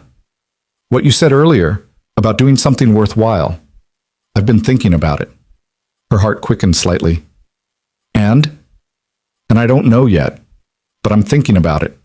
He pushed open his door. Good night. Good night, Daniel. She watched him disappear into his room before entering her own. The space was simple but comfortable, queen bed with white linen, small desk, window overlooking the darkened mountains. Her laptop bag sat where she'd dropped it, filled with work she suddenly couldn't imagine caring about. Claire kicked off her shoes and sat on the edge of the bed, the events of the day finally catching up with her in a wave of exhaustion, so profound it felt physical. She'd woken up that morning in Geneva, prepared for a routine flight and a high-stakes board meeting. She was ending it in a Swiss hotel, alive by grace of a man she'd judged unworthy of sitting beside her. The universe's sense of irony was indeed sick. Her phone showed 47 missed calls and over 100 unread emails. She scrolled through them mechanically. Board members demanding updates, news outlets requesting interviews, competitors probably wondering if this would affect Morgan Technology's stock price. The entire apparatus of her professional life continuing to turn even as she sat here feeling like a different person entirely. One email caught her attention. Subject line, "From the flight attendant you met today." Claire opened it. Miss Morgan, I hope this email finds you well and recovering from today's events. I wanted to reach out personally to thank you for your composure during the emergency. More importantly, I wanted to share something about Daniel Ross that I think you should know. After everyone had deplaned, I found him sitting alone in the cockpit, hands shaking so badly he could barely unbuckle his harness. He'd held it together perfectly while we needed him, then fell apart the moment no one was watching. He wouldn't let the paramedics help him, wouldn't accept any recognition, just kept saying he needed to leave, needed to get away before people started asking questions. I've worked in aviation for 15 years, and I've never seen someone carry that much pain so quietly. Whatever happened to him before today, it's still destroying him. I thought you should know. He saved us all, but I don't think anyone's ever saved him. Respectfully, Gabrielle Fournier. Claire read the email 3 times, each pass adding weight to the already heavy understanding of who Daniel Ross was. A man who could land a dying plane with surgeon-like precision, then collapse when the crisis passed. A man running so hard from his past that even heroism felt like failure. She wanted to go to his room, to check on him, to do something. But what? She barely knew him, had no right to intrude on his carefully maintained distance. Their connection existed only in the context of crisis. Remove the emergency and they were just 2 strangers who happened to share a traumatic Tuesday. Instead, she replied to Gabrielle's email with a simple thank you, then set her phone aside and tried to sleep. It didn't come. She lay in the dark, staring at the ceiling, replaying the day in fragmented images. The oil stains on Daniel's hands, the terror of descent. His voice over the intercom, steady as stone while the world fell apart. The way he'd looked at her in the terminal, not with anger at her judgment, but with the weary acceptance of someone who'd stopped expecting better from people. Around 2 a.m, she heard a door open in the hallway. Footsteps. The elevator chiming. Curiosity pulled her out of bed. She cracked her door open just enough to see Daniel's back disappearing into the elevator, wearing the same clothes from earlier, moving with the restless energy of someone who couldn't sleep and had given up trying. Claire threw on jeans and a sweater and followed. The elevator took her to the lobby, where she found Daniel sitting in a corner armchair, staring out the floor-to-ceiling windows at the mountains barely visible under starlight. A cup of coffee sat untouched on the table beside him. Couldn't sleep either? She asked, approaching slowly. He didn't seem surprised to see her. Nightmares. Figured I'd spare whoever has the room next to mine the sound of me waking up screaming. The casual way he said it, like nightmares were just routine maintenance, another symptom to be managed, broke something in Claire's chest.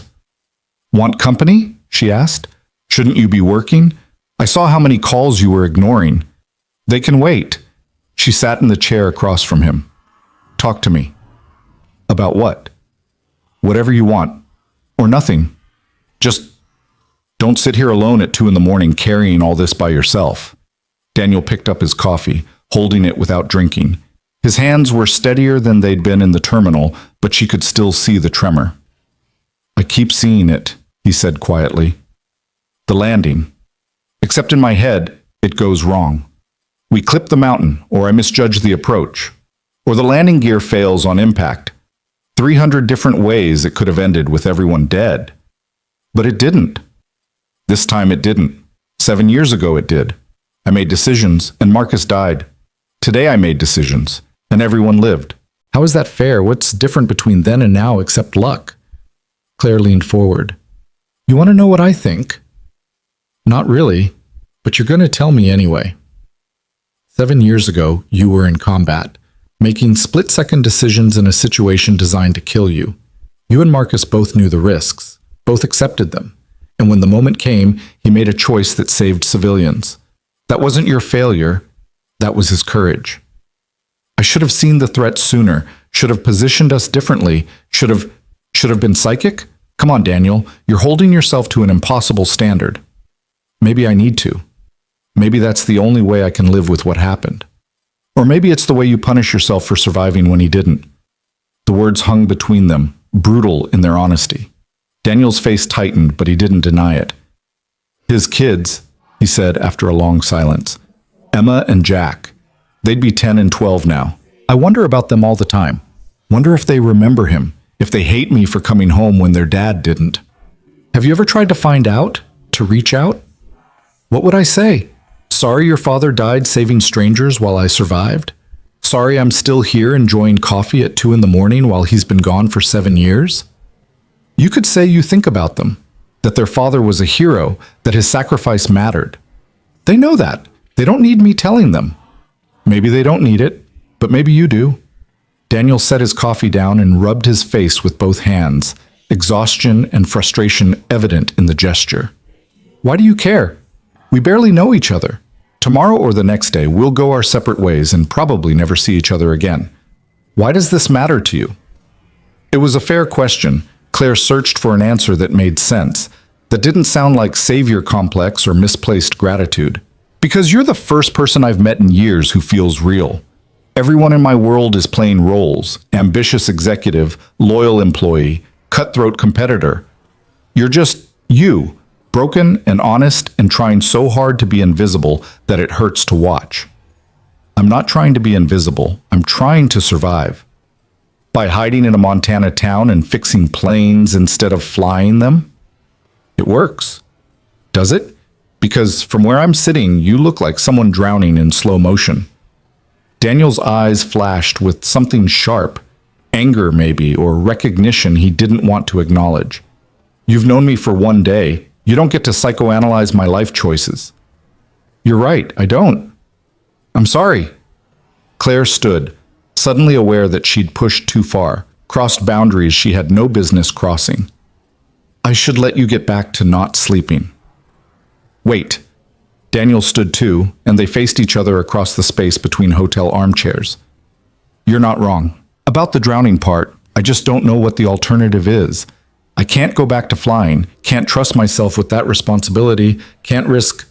He stopped, the words catching in his throat. Can't risk caring about something enough that losing it destroys you again, Claire finished quietly. Yeah, that. They stood there in the hotel lobby at 2 a.m, two broken people recognizing the fractures in each other. Outside, the first snow of the season had begun to fall, silent and beautiful, covering the mountains in fresh white. I have an idea, Claire said suddenly. Probably a terrible one, but hear me out. Daniel looked wary. I'm listening. Don't fly back to Montana tomorrow. Come with me to San Francisco for a few days. Let me show you something I've been working on, a project that could use someone with your expertise. I told you, I'm not interested in corporate consulting or whatever you're pitching. It's not corporate, it's personal. Something I've been thinking about since my parents died, but never had the guts to actually pursue. She took a breath. I want to start a foundation. Training programs for pilots, support systems for military families dealing with loss, real resources for people who fall through the cracks of the system. Daniel's expression shifted, suspicion giving way to cautious interest. Why now? Why this? Because today reminded me that life is short and most of what I spend my time on doesn't matter. Because I have money and connections and no idea how to actually help people. Because you know what those families need and I know how to build things that last. She met his eyes. Because maybe we both need to stop running from what broke us and start building something from the pieces. That's a hell of a pitch for 2 a.m. Is it working? He was quiet for a long time, weighing something she couldn't see. Finally, he said, 3 days. I'll give you 3 days in San Francisco. Then I'm going home to Montana, whether this works out or not. Claire felt something unlock in her chest. Relief, excitement, the terrifying possibility that maybe she wasn't going to face tomorrow alone. Deal. We'll fly out tomorrow evening. Give us both time to recover. Deal with investigators. Handle the immediate chaos. You're assuming I'm going to be useful for this project. You landed a plane with no engines. I'm pretty sure you can handle whatever I throw at you. A ghost of a smile crossed Daniel's face. You're persistent. I'll give you that. Built $1 billion company on persistence. Yeah, I've noticed.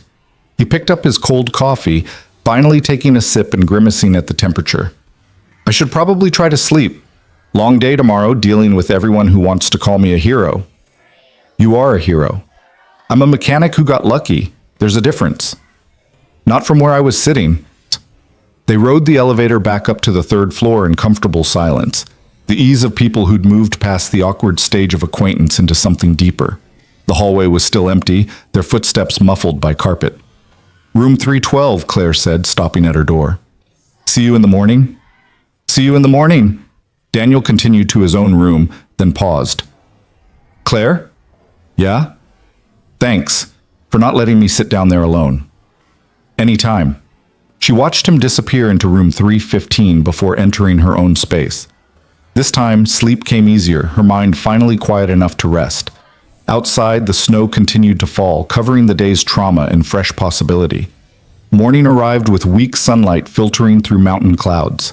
Claire woke to her phone buzzing insistently. More calls, more emails, the world demanding her attention with its usual impatience. She ignored it all and ordered room service instead, eating breakfast while watching news coverage of yesterday's emergency landing. The footage was surreal. Their plane approaching the runway at a dangerous angle, wheels hitting hard enough to send sparks flying, the aircraft slewing sideways before straightening and rolling to a stop. The video had been taken by someone at the airport, probably on their phone, and it had already gone viral. 12 million views overnight. The news anchor was calling it a miracle. The aviation expert they'd brought on was explaining, in technical terms, why what Daniel had done should have been impossible. A retired Air Force general was speculating about the pilot's military background based on the precision of the approach. Claire's phone rang again. This time she answered. Ms. Morgan, this is Catherine Walsh from the FAA. I'm leading the investigation into yesterday's incident. I understand you were a passenger on the flight. Yes, business class, seat 2A. I need to schedule a formal interview to get your account of what happened. Would you be available later this morning? Claire glanced at the clock. 10:30. I can be available at 1 o'clock. Where? We've set up at the airport administration building. I'll send you the address. I'll be there. Can I ask, have you interviewed Daniel Ross yet? The pilot who landed the plane? A pause.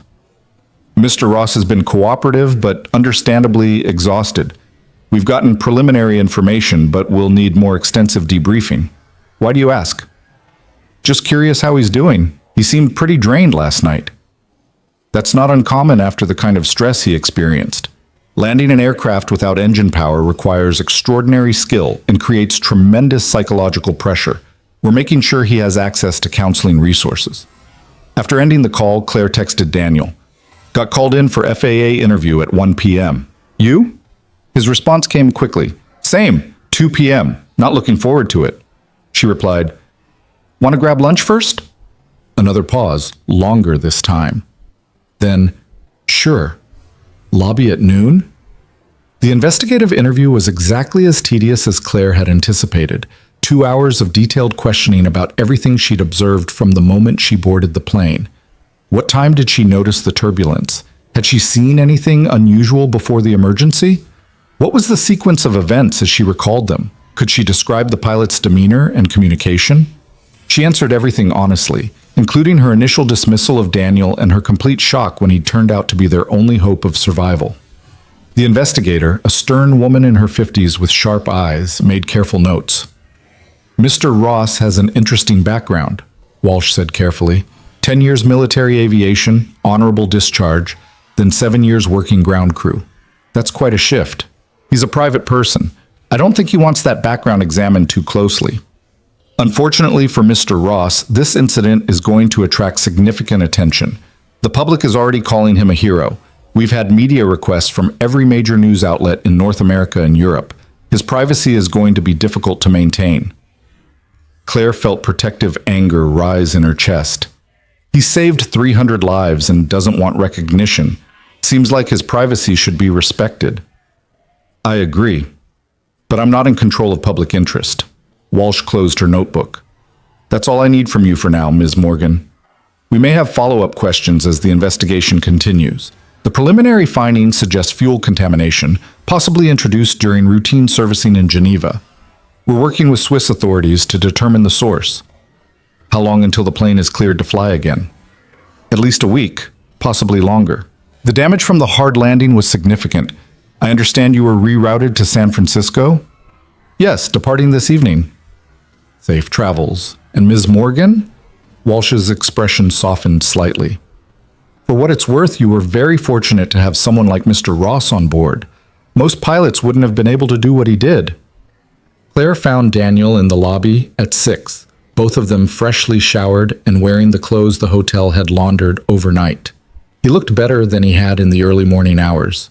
Still tired, but steadier, the worst of the shock having worn off. How was your interview? She asked. Long, detailed. They wanted to know everything about the flight characteristics, the approach, the landing sequence. I think I described the same 30 seconds about 15 different ways. He rubbed the back of his neck. Yours? Similar. They're very interested in you. Yeah, I noticed. Walsh mentioned the media requests. Apparently I'm trending on social media. He said it with such distaste that Claire almost laughed. Fame doesn't agree with you. Fame is what happens to people who want attention. I want the opposite of attention. Should have thought of that before you landed a plane without engines. Next time I'll let us crash, much more private. They collected their minimal luggage. Claire had sent Sarah emergency shopping instructions and would have fresh clothes waiting in San Francisco. Daniel apparently traveled with a single backpack and nothing else, and took a taxi to the airport. The terminal was still dealing with the aftermath of yesterday's incident. Their flight had created a backlog that would take days to resolve. But commercial aviation was nothing if not resilient. Flights were departing, passengers were traveling, the system was adapting. Their flight to San Francisco was direct, 8 hours that would take them from afternoon Swiss time to evening California time. The airline had upgraded both of them to first class, probably recognizing Daniel's name from the news coverage and making the business decision that keeping the hero comfortable was good publicity. Daniel stared at his first-class ticket with something like despair. You've got to be kidding me. What's wrong? I just want to be a normal passenger. Sit in coach, be ignored, maybe sleep if I can. Now I'm going to be in first class where everyone's going to recognize me and want to talk about yesterday. So wear a hat and sunglasses, pretend to sleep. That's your solution? Disguise? Got a better idea? He didn't, so they boarded with Claire's strategy in place. Daniel pulled a baseball cap low over his face and slouched in his seat like he was already asleep. Claire took the seat beside him. They'd somehow ended up in the same row again, the universe apparently unwilling to let them separate. The flight attendant recognized them immediately. Of course she did. Claire could see the moment of connection in her eyes. These were the passengers from the miracle landing. Mr. Ross, she said quietly, leaning down so only they could hear. On behalf of the entire crew, thank you for what you did yesterday. We all heard about it. You're an inspiration. Daniel's jaw tightened, but he managed a nod. Just did what needed doing. Well, we're honored to have you aboard. If you need anything at all during the flight, please let us know. She moved on, and Daniel sank deeper into his seat. This is going to be the longest 8 hours of my life. Welcome to being famous. I hate it already. The flight was mercifully uneventful. Clear skies, smooth air, the kind of routine journey that would have bored Claire to tears a week ago, but now felt like a gift. She worked on her laptop for a while, drafting the framework for the foundation she'd proposed to Daniel. Training programs for emergency response pilots, scholarship funds for children of military families dealing with loss, support networks for veterans transitioning to civilian life. It felt right in a way her usual work never had. Building Morgan Technologies had been about proving something to herself, to the world, to the memory of parents who'd never see what she accomplished. This was different. This was about using her resources to actually help people, to create something that mattered beyond quarterly earnings. Beside her, Daniel had given up on pretending to sleep and was staring out the window at the Atlantic passing beneath them. She could see him in the reflection of the glass, the scar on his face, the fatigue in his eyes, the weight he carried in the set of his shoulders. "What are you thinking about?" she asked quietly. Marcus's kids, Emma and Jack, wondering if they saw the news coverage, if they recognized my name and made the connection. Would that be bad? I don't know. Part of me hopes they did. Hopes they know I'm still trying to honor what their father died for. Part of me is terrified they'll reach out and I'll have to face them after all these years. What would you say if they did? Daniel was quiet for a long time. That their father was the bravest person I ever knew. That he saved 23 lives that day, including kids not much younger than they were. That I've spent 7 years wishing I could have saved him the way he saved those strangers. You should tell them that. Maybe. Someday. When I'm less of a coward about it. The pilot's voice came over the intercom, announcing their initial descent into San Francisco. Claire looked out the window, seeing the California coast emerging from the haze, the familiar shape of the bay that had been home for 20 years. Last chance to back out, she told Daniel. You could catch a connecting flight to Montana tonight. Be home by morning. Is that what you want? No, but I want you to be here because you choose to be, not because you feel obligated. Daniel turned from the window to face her directly. I'm here because I want to see what you build. Because maybe you're right that I've been drowning in Montana and need something to pull me out.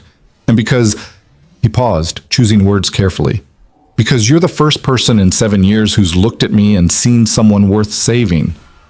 The honesty of it took Claire's breath away. You were always worth saving. You just convinced yourself otherwise. Maybe. We'll see. They landed at SFO as the sun was setting, painting the bay in shades of gold and crimson. Claire had arranged for a car service, and they were whisked through the terminal before too many people could recognize Daniel from the news coverage. A few did double takes, phones coming out to snap photos, but they made it to the car without incident.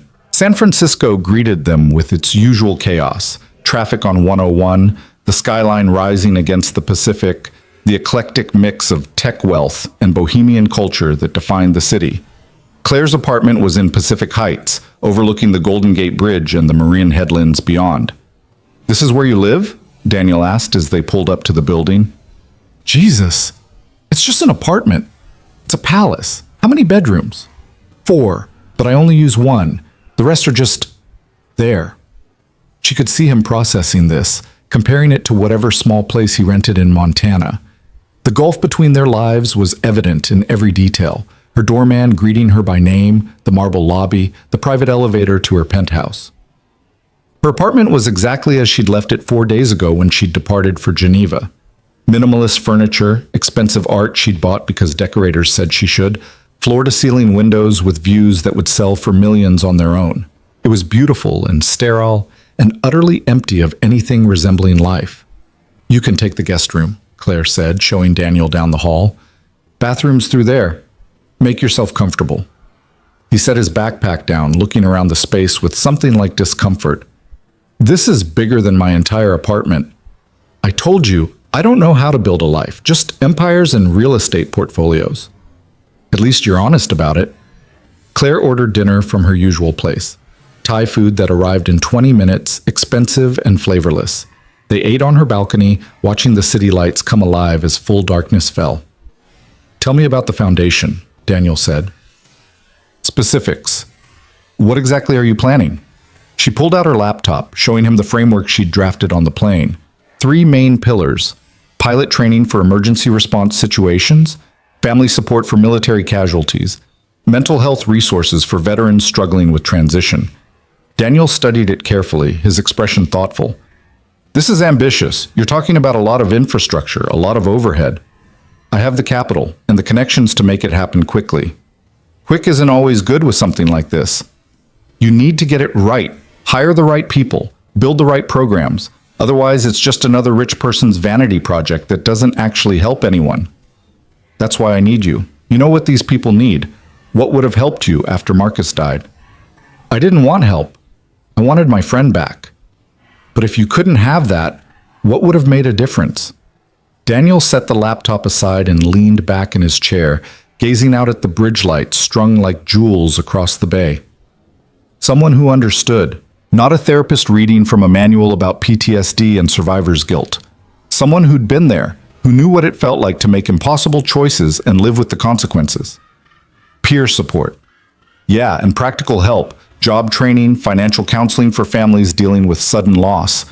Marcus's wife had to sell their house. His military pension wasn't enough to cover the mortgage and raise 2 kids. She needed skills to support herself, but she'd been a stay-at-home mom for 6 years. The system wasn't designed for people like her. Claire made notes, her mind already working through implementation strategies. What else? Education funds for the kids. Guaranteed college tuition, so at least they don't have to worry about that on top of everything else. And maybe, he hesitated, maybe a program that connects kids who lost military parents with veterans who understand what their parents did. Give them mentors who can answer questions their mom can't. That's beautiful. That's personal. Emma and Jack deserve to know their father was a hero, but who's going to tell them that in a way that means something? Their mom was grieving. The military sends someone to deliver the bad news and then moves on. The kids are left with a flag and unanswered questions. So we answer the questions. We build the support system that should have existed. Daniel looked at her, and she saw something shift in his expression. The first real spark of hope she'd witnessed since they met. "You're serious about this?" "Completely serious. I have the money, you have the knowledge. Together we can build something that actually makes a difference." "And what do you get out of it, besides feeling good about helping people?" The question was fair. Claire considered it, searching for truth underneath her usual corporate motivations. Redemption, maybe. Or at least purpose. I've spent 20 years building something that makes me rich but doesn't make me happy. Maybe this is my chance to build something that matters. That's a lot of pressure to put on one foundation. I know, but it's the only thing I've cared about in years. They finished dinner in thoughtful silence, both processing what they were proposing to build together. It felt too big, too ambitious, too much like trying to heal wounds that couldn't be healed. But it also felt necessary, like the only path forward that didn't lead to more drowning and more hiding and more pretending that survival was the same as living. Claire's phone rang, Sarah probably checking in. She let it go to voicemail. Tomorrow she'd deal with the company, with the board, with all the professional obligations she'd been ignoring. Tonight was for planning something better. "I should warn you," Daniel said as they cleaned up the remains of dinner. "I'm going to be difficult about this. I'm going to push back on ideas I think are wrong. I'm not going to just nod and agree because you're funding everything." "Good. I need someone who'll tell me the truth, not someone who'll kiss up for a paycheck. And if this doesn't work, if we spend months building something that fails to help anyone, then we'll have tried, which is more than I can say about most of what I've done with my life." Daniel nodded slowly, acceptance settling over his features. "Okay, 3 days. Let's see what we can build." But they both knew it would take more than 3 days. This was the kind of project that could consume years, require complete restructuring of priorities, demand sacrifices neither of them had fully considered. Claire found herself not caring. For the first time since her parents died, she felt like she was moving towards something that mattered instead of running from something that hurt. The 3 days Daniel had promised turned into a week, then 2, then a month. What started as preliminary planning evolved into something neither of them had anticipated, a complete restructuring of how Claire thought about success and how Daniel thought about redemption. They worked from Claire's apartment most days, her dining table becoming command center for a project that grew more ambitious with each conversation. Daniel proved to be exactly what she'd hoped, challenging, thoughtful, unwilling to accept easy answers or surface-level solutions. He pushed back on every assumption, questioned every budget line, demanded proof that what they were building would actually help people instead of just making them feel good about helping. "This number here," he said one morning, pointing at her laptop screen. $2 million for administrative overhead in year 1. That's ridiculous. That's standard for a foundation this size. Legal fees, staffing, office space, it's wasteful. The people we're trying to help don't need you to rent fancy office space in downtown San Francisco.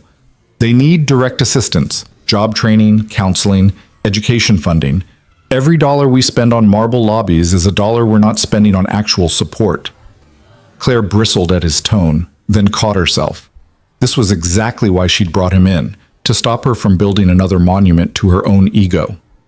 "Okay, what do you suggest?" "Work remote as much as possible. Hire people who actually understand what military families need, not professional nonprofit managers who've never missed a meal in their lives. Keep overhead under $500,000 in year 1. Put the rest directly into programs." She made the changes, watching her carefully constructed budget transform into something leaner and more focused. It was humbling and exhilarating in equal measure, letting someone else's expertise reshape her vision into something better than she could have built alone. Sarah noticed the change immediately when Claire finally returned to the Morgan Technologies offices. "You're different," she said, standing in Claire's doorway with a tablet full of urgent matters. "What happened in Switzerland?" "I nearly died." "Then I didn't. Turns out that changes your perspective." "Clearly, the board is worried you've lost focus. Stock price dropped 2% when you postponed the Milan meeting." "Then it dropped. We'll recover." Claire signed the documents Sarah had brought without reading them as carefully as she normally would. "What else?" "Marcus wants to know if you're still planning to fire him for the imperfect numbers." Claire looked up sharply. "What? No, why would he think that?" "Because you told him perfect, or he's out before you left for Geneva." The memory came back.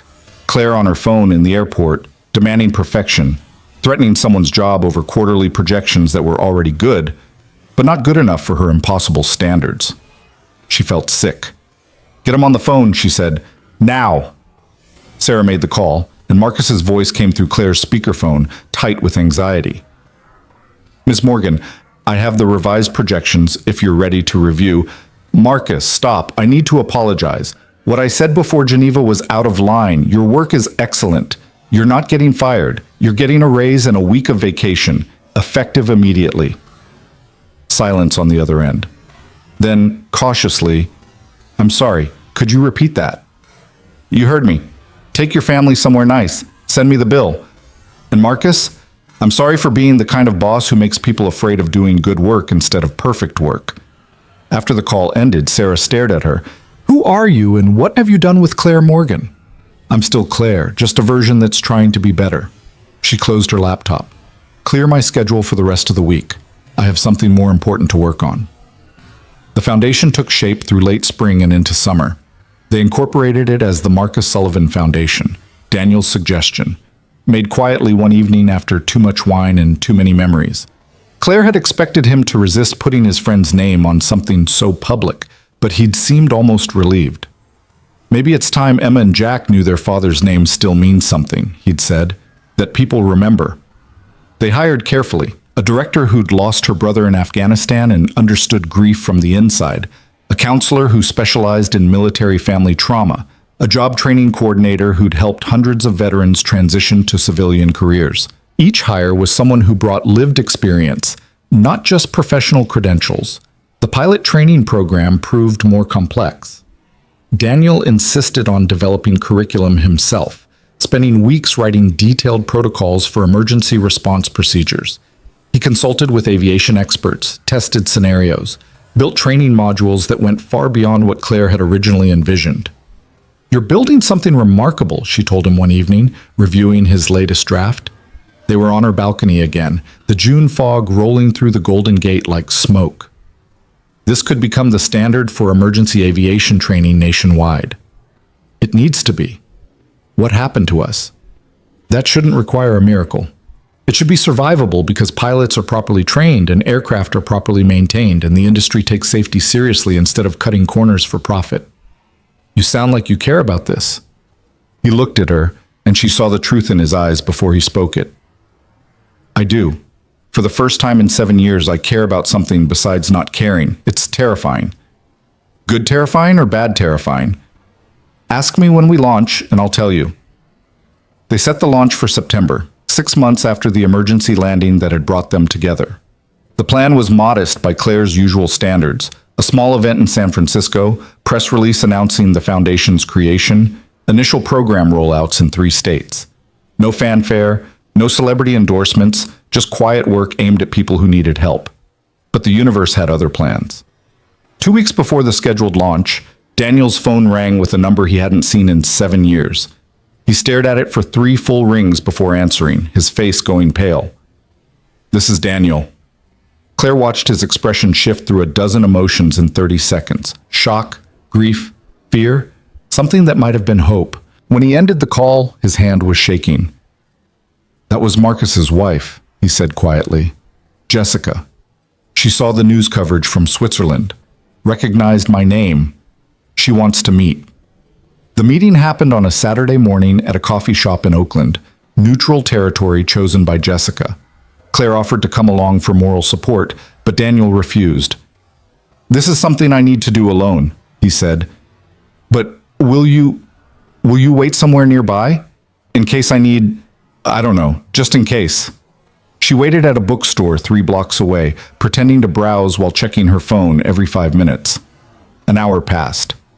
Then 90 minutes. She was about to violate his request for privacy when her phone finally buzzed. "Can you come to the coffee shop?" Daniel's text read, "There's someone I want you to meet." Claire arrived to find Daniel sitting with a woman in her late 30s, pretty, tired-looking, with the bearing of someone who'd survived something that should have broken her. 2 kids sat with them, a girl about 12 and a boy about 10, both watching Daniel with expressions of cautious curiosity. "Claire, this is Jessica Sullivan, and Emma and Jack." Daniel's voice was rough with emotion. "Jessica, this is Claire Morgan. She's the one I told you about." Jessica stood, extending her hand. "Thank you for what you're doing. The foundation." Daniel explained everything. "I never imagined," her voice caught. "Marcus would be so proud." They talked for 2 hours, the conversation flowing easier than it should have. Jessica told them about the years after Marcus's death, about moving to Oakland to be near her sister, about going back to school to become a nurse, about raising 2 kids who barely remembered their father but loved him anyway. Emma and Jack listened quietly, occasionally asking Daniel questions about their father. What was he like as a pilot? Was he scared during missions? Did he ever talk about them? Daniel answered each question with careful honesty, painting a picture of a man who'd been brave and funny and devoted to his family even when duty kept him away. Claire watched his face as he spoke, saw the grief there, but also something else. Release, maybe, or the beginning of it. "Can I tell you something?" Emma said suddenly, looking directly at Daniel. "Mom showed us the news coverage from your landing. We watched it like 20 times. "Emma's exaggerating," Jack interjected. "It was more like 30. Emma elbowed her brother, then continued. "The way you landed that plane, Mom said that's exactly how Dad would have done it. Calm and brave and making sure everyone was safe, even when you were probably scared." Daniel's eyes were bright with tears he was fighting to control. "Your dad was braver than I'll ever be." "Maybe," Jessica said quietly. "But you're still here, still helping people." Marcus would call that brave too. Before they left, Jessica pulled Daniel aside. Claire couldn't hear their conversation, but she saw Jessica hug him, saw Daniel's shoulders shake slightly, saw her whisper something that made him nod. In the car afterward, Daniel was quiet for a long time. Finally, he said, "She forgave me. I told her I was sorry for coming home when Marcus didn't, and she said there was nothing to forgive, that Marcus made his choice and would make it again, that I was honoring his memory by still fighting for the things he believed in." She's right. Maybe. It's going to take me a while to believe that. He wiped his eyes. But Emma and Jack, they're good kids. Smart, strong. They asked if they could come to the foundation launch. Said they wanted to see what we built for their dad. And you said? I said yes, if that's okay with you. More than okay. They should be there. The foundation launch happened on a crisp September morning, the kind of perfect California day that made postcards jealous. They'd rented a modest community center in the Mission District, decorated it simply, invited key partners, and the first cohort of families the foundation would serve. Claire had expected maybe 50 people. 100 showed up. Military families who'd heard about the programs and wanted to learn more. Veterans struggling with transition who saw hope in the job training initiative. Pilots from across the country interested in the emergency response curriculum. Local press covering the story of the CEO and the pilot who'd survived a miracle and turned it into something lasting. Daniel stood at the front of the room, looking uncomfortable in the sport coat Claire had convinced him to wear. She'd offered to handle the speaking. Public presentations were her territory, not his. But he'd insisted on introducing the foundation himself. I'm not good at speeches, he started, his voice carrying just enough to reach the back of the room. And I'm not comfortable being called a hero. But I'm here because 7 years ago, I lost someone who mattered. Someone who made a choice that saved strangers and cost him everything. Marcus Sullivan was my wingman, my friend, and the best person I knew. Emma and Jack sat in the front row with their mother, listening intently. For 7 years, I've been running from what happened to Marcus, hiding in small towns and small jobs, convincing myself that not caring was the same as healing. Then 6 months ago, an airplane started falling out of the sky over Switzerland, and I had a choice. Keep hiding or step up. Run away or fly again. He paused, looking directly at Claire. Someone told me that maybe I was wrong about the part where I decided I didn't deserve to do anything important ever again. Turns out she was right. And this foundation, named for a man who gave everything to save people he'd never met, is proof that sometimes the things that break us can also build us into something better. The room was silent, every person locked onto his words. We can't bring Marcus back. Can't undo the losses that brought many of you here today. But we can honor those losses by supporting the families left behind, by training the next generation of pilots to handle the impossible, by building networks that catch people when the system lets them fall. That's what this foundation is for. That's why we're here. He stepped back, and the room erupted in applause. Claire saw Jessica wiping tears, saw Emma and Jack beaming with pride, saw dozens of faces reflecting the same hope she'd felt 6 months ago in a Swiss hotel lobby. She took the microphone next, outlining the specifics, program details, funding commitments, how families could access support. But the important part had already been said. Daniel had transformed their shared trauma into purpose, their survival into legacy. After the formal program ended, people clustered in small groups talking with program directors, sharing stories, making connections. Claire found herself standing with Jessica, watching Daniel crouch down to talk with Jack about something airplane-related. "Thank you for giving him this," Jessica said quietly. Marcus always said Daniel was too hard on himself, that he needed someone to remind him he was allowed to be human. I think you're that person. I think he's been that person for me too, Claire admitted. I was drowning in success and didn't even know it. And now? Now I'm learning that the things that matter can't be measured in quarterly earnings or stock prices. She gestured at the room, at the families gathering information about support programs, at the veterans discussing job training opportunities. This matters. Maybe it's the first thing I've built that actually does. Jessica smiled. Marcus would have liked you.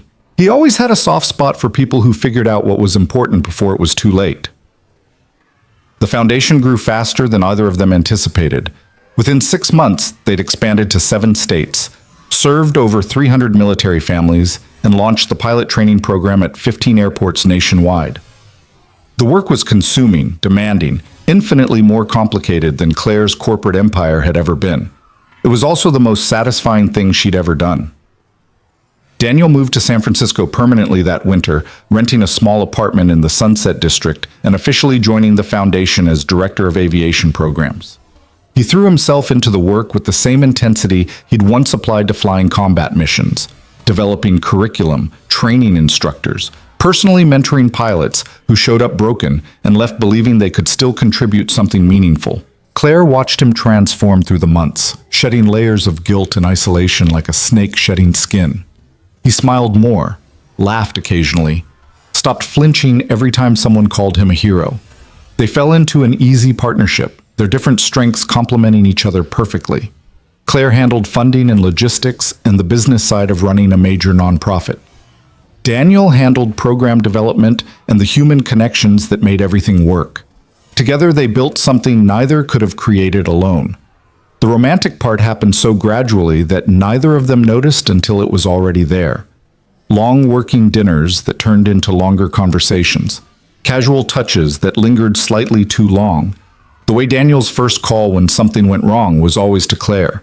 The way Claire's last thought before sleep was usually wondering if Daniel was okay.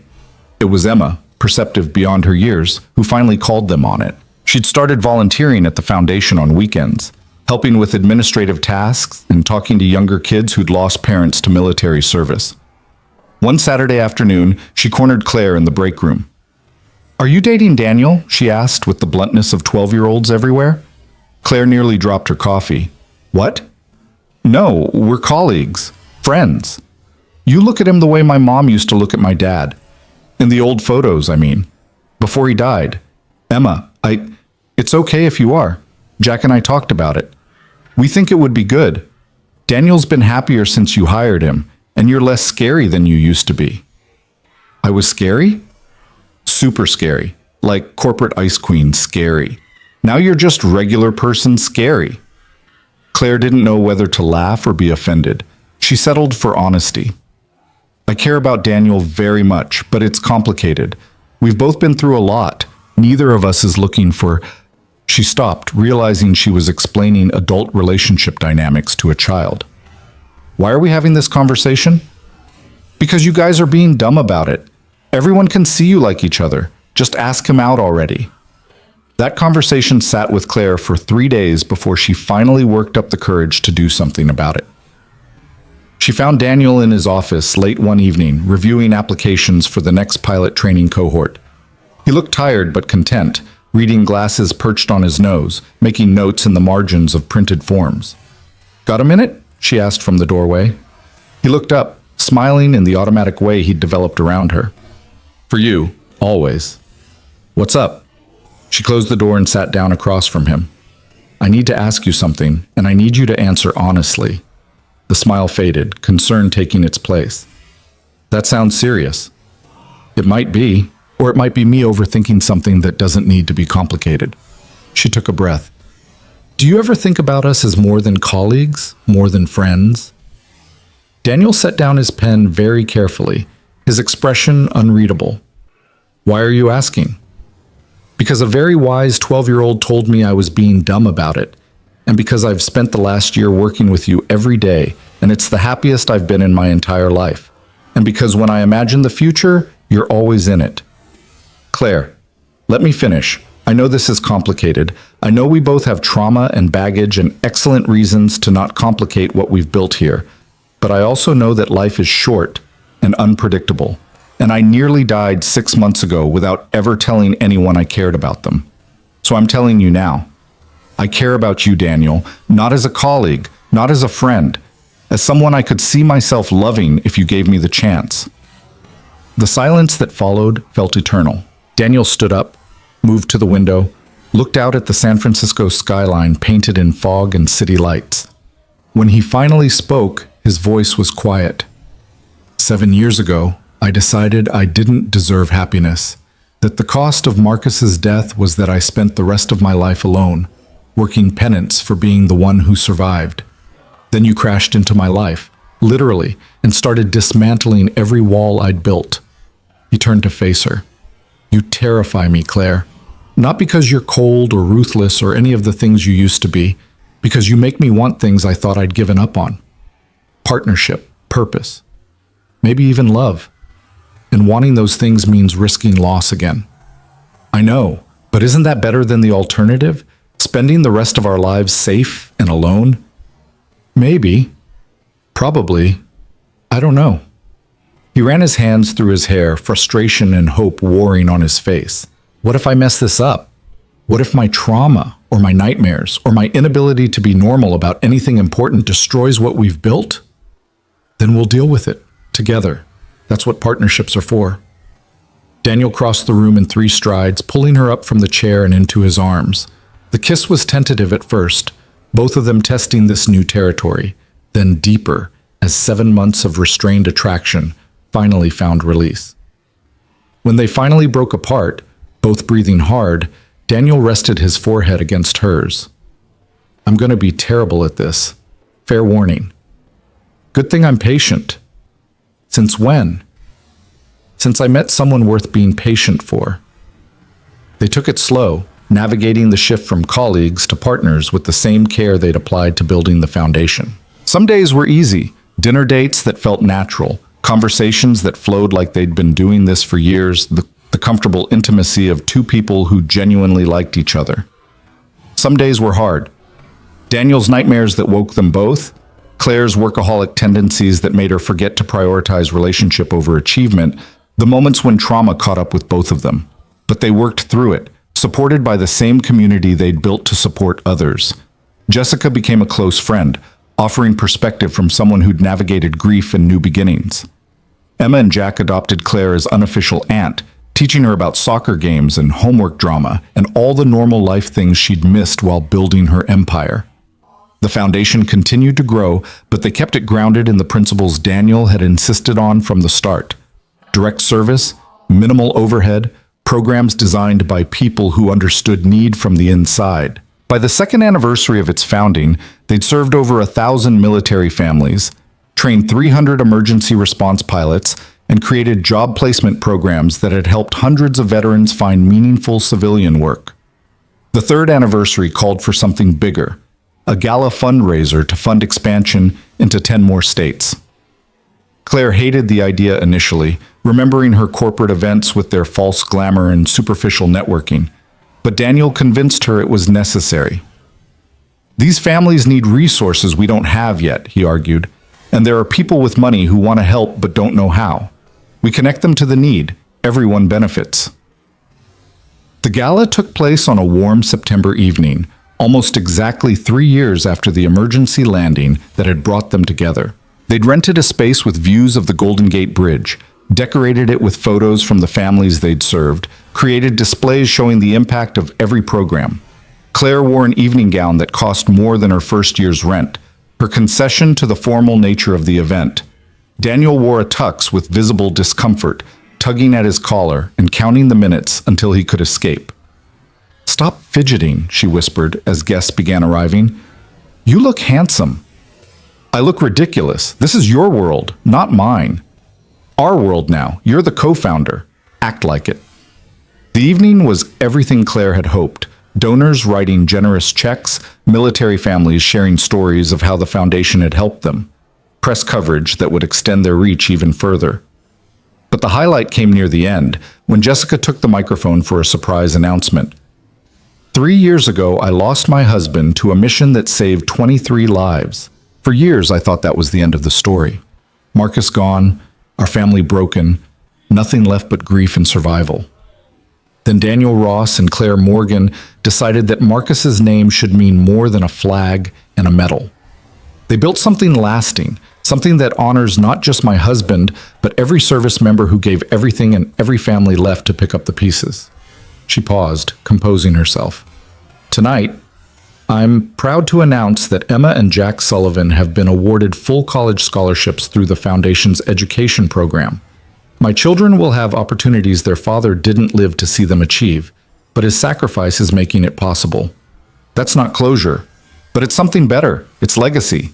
It's proof that the best parts of the people we lose can keep growing long after they're gone. The room erupted in applause. Claire saw Daniel wiping his eyes, not bothering to hide his emotion anymore. She took his hand, squeezing tight. Later, after the guests had left and they were helping the caterers clean up, Daniel pulled her aside. They stood at the window looking out at the bridge lights reflecting on the dark water. "You know what's funny?" he said quietly. "What?" 3 years ago, I thought my life was over. Thought the best I could hope for was quiet obscurity, and maybe, if I was lucky, the nightmares would eventually stop. Then a plane started falling out of the sky, and everything changed. Best worst day of my life, Claire agreed. Mine too. He turned to face her, taking both her hands in his. I've been thinking about something for a while now, wondering if maybe it's time to stop being so careful about the future. What do you mean? He reached into his pocket, pulling out a small box. Claire's heart stopped. I mean that you were right when you said life is short and unpredictable. I mean that I love you and I don't want to waste any more time pretending I'm not completely certain about that. I mean, he opened the box, revealing a simple ring that caught the bridge lights like captured stars. Will you marry me? Claire's vision blurred with tears. Yes, absolutely yes. He slipped the ring onto her finger, and they stood there in the empty event space, two broken people who'd found each other in free fall and built something beautiful from the wreckage. The wedding happened 6 months later, small ceremony on the beach, just family and close friends. Emma and Jack stood up with them, representing the connection between past and future, loss and hope. Jessica cried through the entire ceremony, but they were good tears, the kind that came from seeing healing happen in real time. Claire's vows focused on second chances and finding purpose in unexpected places. Daniel's focused on the courage it takes to love again after loss, to trust that happiness isn't betrayal of grief, but transformation of it. They honeymooned in Montana, Daniel's suggestion, wanting to show Claire the quiet life he'd left behind. Whitewood welcomed them with small-town warmth, the entire population of 4,200 seemingly determined to meet the woman who'd convinced their most famous resident to let himself be happy. Standing on the main street of that tiny town, looking at the mountains that had sheltered Daniel during his years of hiding, Claire understood what he'd been searching for here. Peace, distance from expectations, space to breathe without the weight of past failures crushing him. I get it now, she told him, wrapped in his arms as evening settled over the valley. Why you came here. Why it felt safe. It did feel safe, for a while. He kissed the top of her head. But safe isn't the same as alive. You taught me that. We taught each other. They returned to San Francisco and the foundation, diving back into work with renewed energy. The organization continued to expand, touching more lives every year, creating ripples that extended far beyond what either of them had imagined that first night in Switzerland. 5 years after the emergency landing, Daniel finally agreed to be interviewed about it. Not by mainstream press, but by a podcast focused on mental health and military service. He talked openly about Marcus's death, about the guilt that had consumed him, about the nightmares he still occasionally had. But he also talked about healing, about finding purpose in service, about learning that survival could be transformed into something meaningful if you were willing to do the work. Claire listened to the podcast from their home office, tears streaming down her face as Daniel shared parts of himself he'd guarded so carefully for so long. When he came home that evening, she held him without words, understanding that some things didn't need to be spoken to be profound. Emma graduated high school that spring, her college acceptance letters piling up from schools across the country. She chose Berkeley, close enough to stay connected to the foundation that bore her father's name, far enough to build her own identity. At her graduation party, she pulled Daniel aside. I wanted to thank you for everything you've done for me and Jack, for keeping Dad's memory alive in a way that matters. You don't need to thank me. Yeah, I do. And I wanted to tell you something Mom told me. She said Dad would be glad you found Claire, that he never wanted you to spend your life alone feeling guilty for surviving. He'd want you to be happy. Daniel's voice was rough when he answered. Your dad was a better person than I'll ever be. Maybe. But you're a pretty good person too. You just needed someone to convince you of that. That summer, the foundation launched its most ambitious program yet, a residential treatment center for veterans struggling with severe PTSD. It was Daniel's vision, born from his own experience with nightmares and guilt and the long road to healing. They bought land in Northern California, built facilities designed for therapeutic treatment and peer support, hired staff who understood trauma from lived experience. The center opened with 20 beds. Within a month, they had a waiting list of 200. Claire watched Daniel throw himself into this project with the same intensity he brought to everything that mattered. He spent days at the center, talking with veterans, sharing his own story, offering the kind of understanding that only came from having walked the same dark roads. "You're making a difference," she told him one evening when he came home exhausted and satisfied. "A real, measurable difference in people's lives." "We're making a difference," he corrected. "None of this happens without your resources and vision. And none of it matters without your understanding of what these people need. We're a good team. The best team." He pulled her close, and they stood in their kitchen, no longer her sterile palace of success, but their home, filled with photos of Emma and Jack, artwork from families they'd helped, evidence of a life built on connection instead of isolation. 10 years after the emergency landing, they hosted an anniversary celebration at the Foundation headquarters. The organization had grown beyond anything they'd imagined. 23 states, thousands of families served, hundreds of pilots trained, a residential center that had helped over 500 veterans find paths through their trauma. Gabrielle, the flight attendant who'd witnessed their near death and sent that email years ago, flew in from Paris for the event. She'd kept in touch over the years, following the Foundation's growth with the pride of someone who'd seen it at its origin. "Do you ever think about that day?" she asked Claire during the reception. "The flight, the landing, how close we came to dying?" "All the time," Claire admitted, "but not with fear anymore. With gratitude. Everything good in my life traces back to that moment when I thought my life was over." Daniel said something similar. He told me that sometimes you have to fall before you can learn to fly differently. Emma and Jack were there, both in college now, but still deeply connected to the Foundation. Emma was studying social work, planning to join the organization after graduation. Jack was pre-med, talking about specializing in trauma counseling for combat veterans. Marcus's legacy, growing in directions he could never have imagined. Jessica had remarried, a kind man who loved her children and respected the memory of the husband who came before him. She looked happy in a way that had nothing to do with forgetting and everything to do with honoring the past while building toward the future. As the celebration wound down, Daniel found Claire on the balcony of their office, looking out at the city lights. He wrapped his arms around her from behind, and they stood in comfortable silence. "Thank you," he said quietly. "For what?" "For not letting me stay invisible. For seeing something worth saving when I'd given up on myself. For building this with me." Claire turned in his arms, looking up at the man who'd saved her life, and then taught her how to actually live it. "Thank you for stepping forward that day, for taking control when everything was falling apart, for showing me that the most important things in life have nothing to do with quarterly earnings. We've come a long way from business class on that Geneva flight. Yeah, we really have." They kissed as the city hummed below them, two people who'd found each other in free fall and discovered that sometimes the things that break you open are the same things that let the light in. The Marcus Sullivan Foundation would continue to grow, helping more families, training more pilots, offering support to those who needed it most. But standing there on that balcony, wrapped in love and purpose and the quiet satisfaction of work that mattered, Claire and Daniel understood that the real miracle hadn't been the emergency landing. It had been everything that came after, the courage to build instead of hide, to love instead of retreat, to transform survival into legacy and crisis into calling. The sky had tested them both in different ways and at different times, but it had also given them to each other, had shown them that the altitude you climb from doesn't determine the height you can reach. Sometimes you have to fall 37,000 feet before you understand what it means to truly rise. And sometimes the person sitting beside you in business class, the one you dismiss as invisible and unworthy, turns out to be the one who saves your life in every possible way.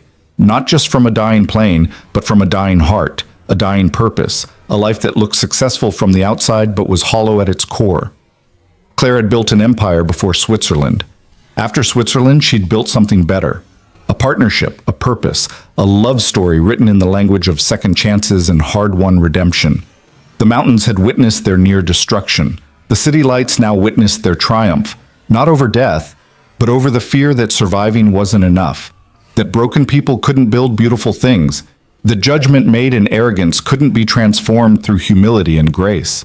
They'd been tested by fire and ice, by crisis and choice, by the terrible possibility of ending before truly beginning. They'd passed through it together and emerged changed, scarred but stronger, broken but healing, carrying loss but building toward light. And in the end, that was the only miracle that mattered. Not the landing, but the life they'd built from it. Not the survival, but what they'd chosen to do with their second chance.